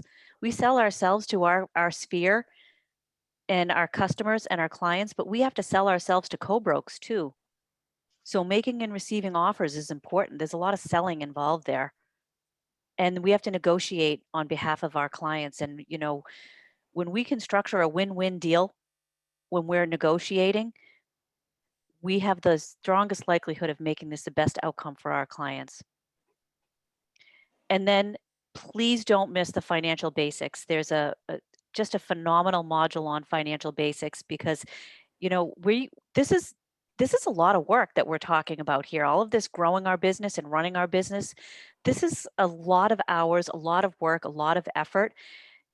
When we're humming and we're closing deals, if we don't have any money at the end of the year, That's not fair. It's not fair to you and it's not fair to your families. So we need to be careful with our money. You know, the easiest people to sell to are salespeople. There's people that will be calling you to buy subscriptions for everything under the sun, marketing material for everything under the sun, logo wear. We are so easily sold to. But can we afford that? Can we afford all the subscriptions for lead generation opportunities? It might sound like a great idea when that salesperson is on the phone, but is that really in your budget right now for purchasing? So the financial basics is really a great module, especially for new agents, because it can help you have good habits right from the beginning. So at the end of the year, your bank account reflects your effort. And then my true favorite, contract to close, such opportunity in the contract to close process for you guys to be setting yourselves up for future business. Contracts to close is about giving such a great experience to your client and setting you up for getting referrals and repeat business from them. If you nail contract to close, you will get repeat and referral business from your clients. And then there's something here for market center specific modules. Sometimes we leave that open and it might be a tech session, but the region will have more information on what that session is going to look like at the end of Ignite. Okay. So the daily 10-4 is, grow and manage your database. And that is adding 10 new contacts to your database every day. And the number is 10. It's not 8. It's not 5. The math does not lie. The number is 10. You need to be adding 10 new contacts every day to your database. And then you need to speak with 10 people in your database. That's prospecting, right? We need to have conversations with people about real estate. We need to be asking for the business. We need to be showcasing our skills. When you ask a question, let those folks respond, then ask another question. Keep asking leading questions and you'll get more out of the back end. There's philosophies on how far do you follow up a question. You can follow it up 5 times. How's your family? They're doing great. Then ask another question. Well, what's Susie doing? How is she liking that? How is school going? Like, just keep asking questions. Let them know that you care. The more you show people that you care, the more that they're going to remember you and what you're and that you're in real estate if you do it correctly. Okay? And we need to follow up with people. Like, people love handwritten notes. So I love that they have handwritten notes in here in your daily 10-4. Write 10 notes to people you've recently contacted. And it could be, you get off the phone with them, you have your stack of notes right next to you, write off a quick handwritten note. People love to get handwritten things in the mail. Nothing goes out of my office with a typed or a labeled address on it. I handwrite everything, and that's including my Christmas card list. And I have had to start that already because I have a big database. But everything is handwritten. People love that. It's personal. This is business for us, but this is personal for them, and they need to feel cared for. I use handwritten notes a lot when I'm on, when I go on social media for lead generating. I'm on purpose about it. I'm looking for opportunities to send a sympathy card, a congratulations on your baby card, a congratulations, you just got a promotion at work card. I'm looking at the people on my feed to find ways that I can show them that I care about them. And a card is a fantastic way to do that. I have a stack of your pet died cards because I want those people to know that I care. So there's a lot of different ways that you can reach out to people without it only just being a phone call about real estate. The more we show them that we care, the more that they'll feel that we're being authentic. I'm going to pick on Jill Bester because she's actually writing and licking envelopes as we speak. So, yeah. That's awesome. Perfectly timed, Jill. There's a crisp $30 bill in the mail for you, just for. Oh, just wow. for, Yeah. I'm just, perfect. Perfect. Yes. Acting it as an example for you guys. That's all. Like a plant. I love it. Thank you. We appreciate that. We appreciate that. When And you you know- send when you send those cards, do you throw in your business card with it, or you don't like you don't It want to depends. you don't want to look commercialized, but No. you know that It depends. So if it's a personal scenario, like I'm sending a congratulations on something, like somebody just got married, or like a sympathy, for sure, absolutely no way, Jose, do you put your business card in there? I'm being personal with them. But if I just got off the phone with them, I might want to put my business card in there. If I'm having a hard time reaching someone in my database, then I might put my I might write a handwritten note. And this is the thing too. So you might call and leave message, call and leave message, call and leave message, call and leave a message, call and leave a message, and they're not getting back to you. Remember, this is business for us. This is not personal. They might not need you yet. There are times when I just am constantly outpouring that I'm not getting anything back from someone, but when they have a need, they call me. Mhm. So it's our job to make sure that we're giving them enough avenues of how we're reaching out to them so that when they have the need, they reach out to us. It's okay if they don't call you back. It's not okay if you stop calling them. You need to be there and let them off the hook. So if you've tried to reach out to someone a few times and they haven't gotten back to you, then we give grace. I know you're really busy. It's okay if you don't have time to get back to me. I just want to make sure that you know that I'm here when you need me. Or offer value to something. Maybe you're going to maybe you know that their kids are in soccer and there's a really great article about soccer, and you print it off and you put it in a card and you send it off. I know you guys are super busy with the kids and sports right now. If you need me for anything, please don't hesitate to call. But I also saw this great article about, I don't know anything about soccer, so I can't make anything up there, but whatever that article is, and put it in there. Say, I thought maybe you and your family might like that. Get creative on how you're reaching out to them and let them know it's okay if you haven't gotten back to me, but call me when you need me. And by the way, here's this. And if So you're usually I stuck in don't. analysis paralysis, right, Susan? Do not wait. So my website's almost done. I want to make sure my stationery matches my Stop. Go to Christmas Tree Shop. Get 5 million note cards for $2. They don't have to be branded to you.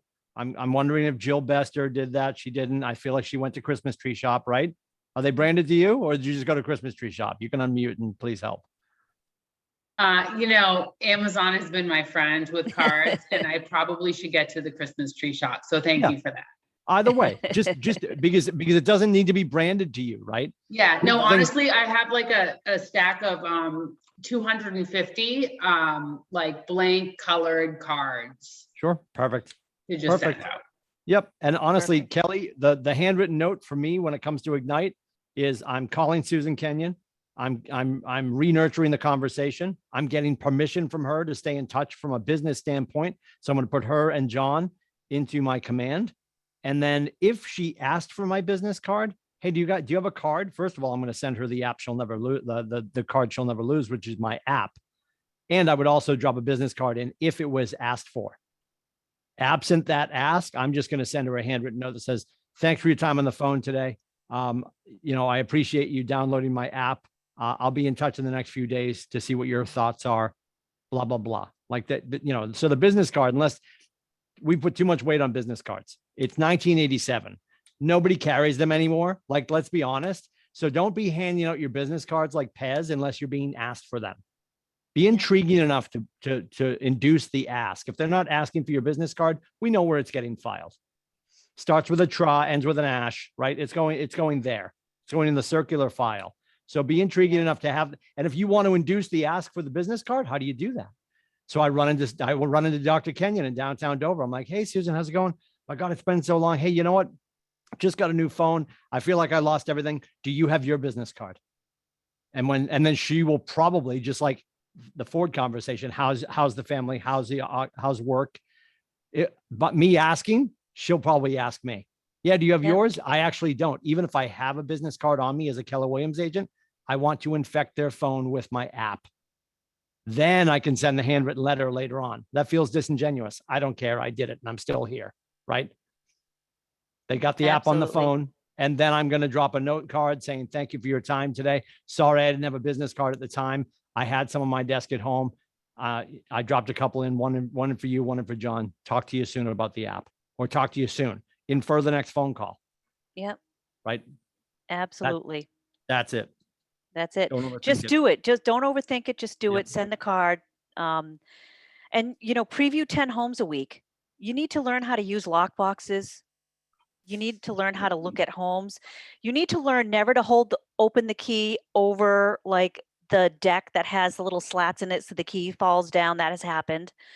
So you need to preview homes so that you know the market. You need to know what loan types work for, property attributes like FHA or VA.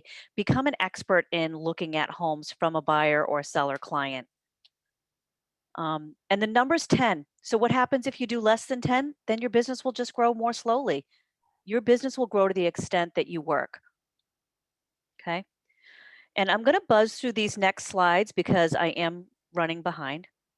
So, I think we've learned a lot about the first fuel your career and the Ford script. Internalize those. Just make the calls. The more you make, the easier the calls will get.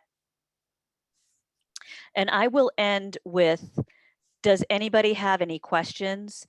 Do you have any ahas that you'd like to share? And actually, before I do that, I have got to say, if you go outside of calling your sphere and you're just calling, make sure that you adhere to the do not call list.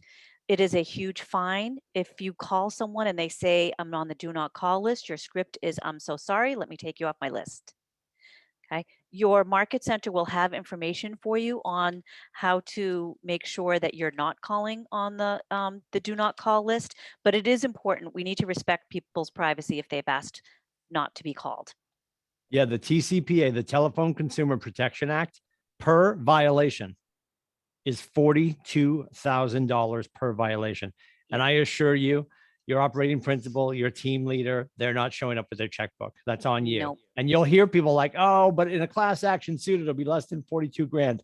Meet me at the corner of, I don't want to find out and I don't want to find out. Like, do you really want to drill down on that math and see if it's really 42,000? It's Yep. 42,000 per violation. If you have a really bad day, it can get really expensive. So Yeah. how do you protect yourself from that? Call the people in your phone, like Susan's been talking about. Yeah. Even if your mom's on the do not call list, she's not going to report you. Well, Yep. I hope she doesn't. Yeah. Yep. Does anybody have any questions or ahas, anything that resonated with them that you want to share? Yeah, I do have one. I just a lot of the like affirmations I got from this meeting was awesome. Just like a lot of stuff made me feel like I could actually go out there and do it and like achieve more than I feel like I'm capable of. And yeah, like just the age, or one note I took is like age is irrelevant as long as you act professional. Like people aren't going to worry about how old you are as long as you're being professional and like can give them like value.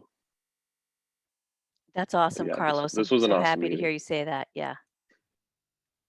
Cool.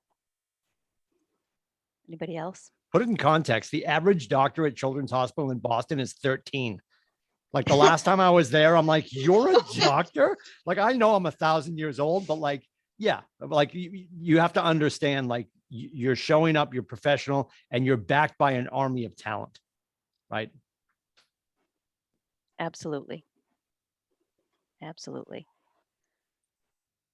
Anita? I'm gonna Yes. Actually, for me, talking to others, it was like disturbing them or intervening the personal time. But the points you gave, they are more approachable. Awesome. You guys can do this. Thank you. Hey, if I can do it, anyone can do it. Seriously.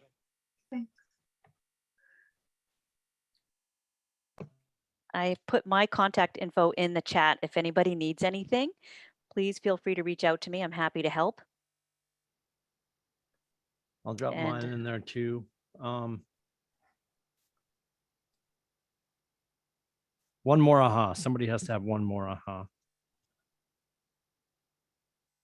Hey, this is Mike. I have an aha. Awesome, Mike. So I've been at KW CLM, right, for a little bit. Fairly new though.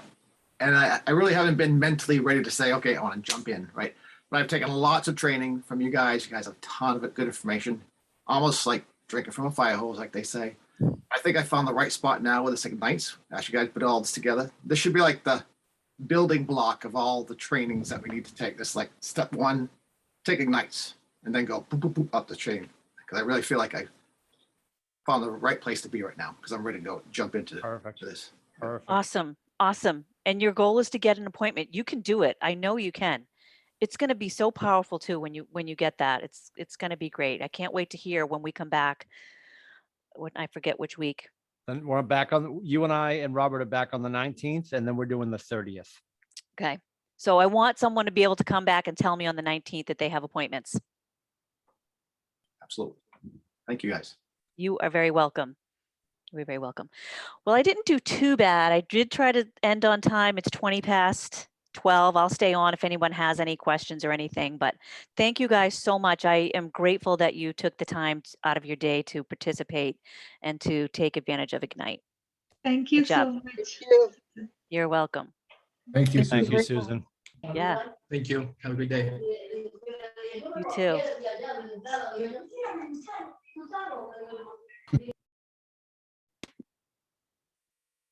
All right. I think we're there then. Nobody's staying for cake. I'm so disappointed. I I was up all night baking. Go ahead, I Christina. made brownies last night. just wanted to say thank you. You're more than welcome. Thank you, Christina. Bye. Have a good one. I have a quick question. Sure. Go ahead. It's just a technical question. For tomorrow's class, is it the same link that was today? Or do you Yeah, the link, when Zoom you send out new registered, the link? same link that you used today. When you Okay. registered, they should have sent you that initial invite. And if you just select it and say, throw this in my calendar, it'll throw that link in your calendar. So it's going to be that same link every time. Okay, thank you Yep. very much. Have a great Perfect. day. You too. You Thank too. you for coming. You too. All right. Have a good one. See you guys. Thank you. Thank you. Bye-bye. Bye-bye.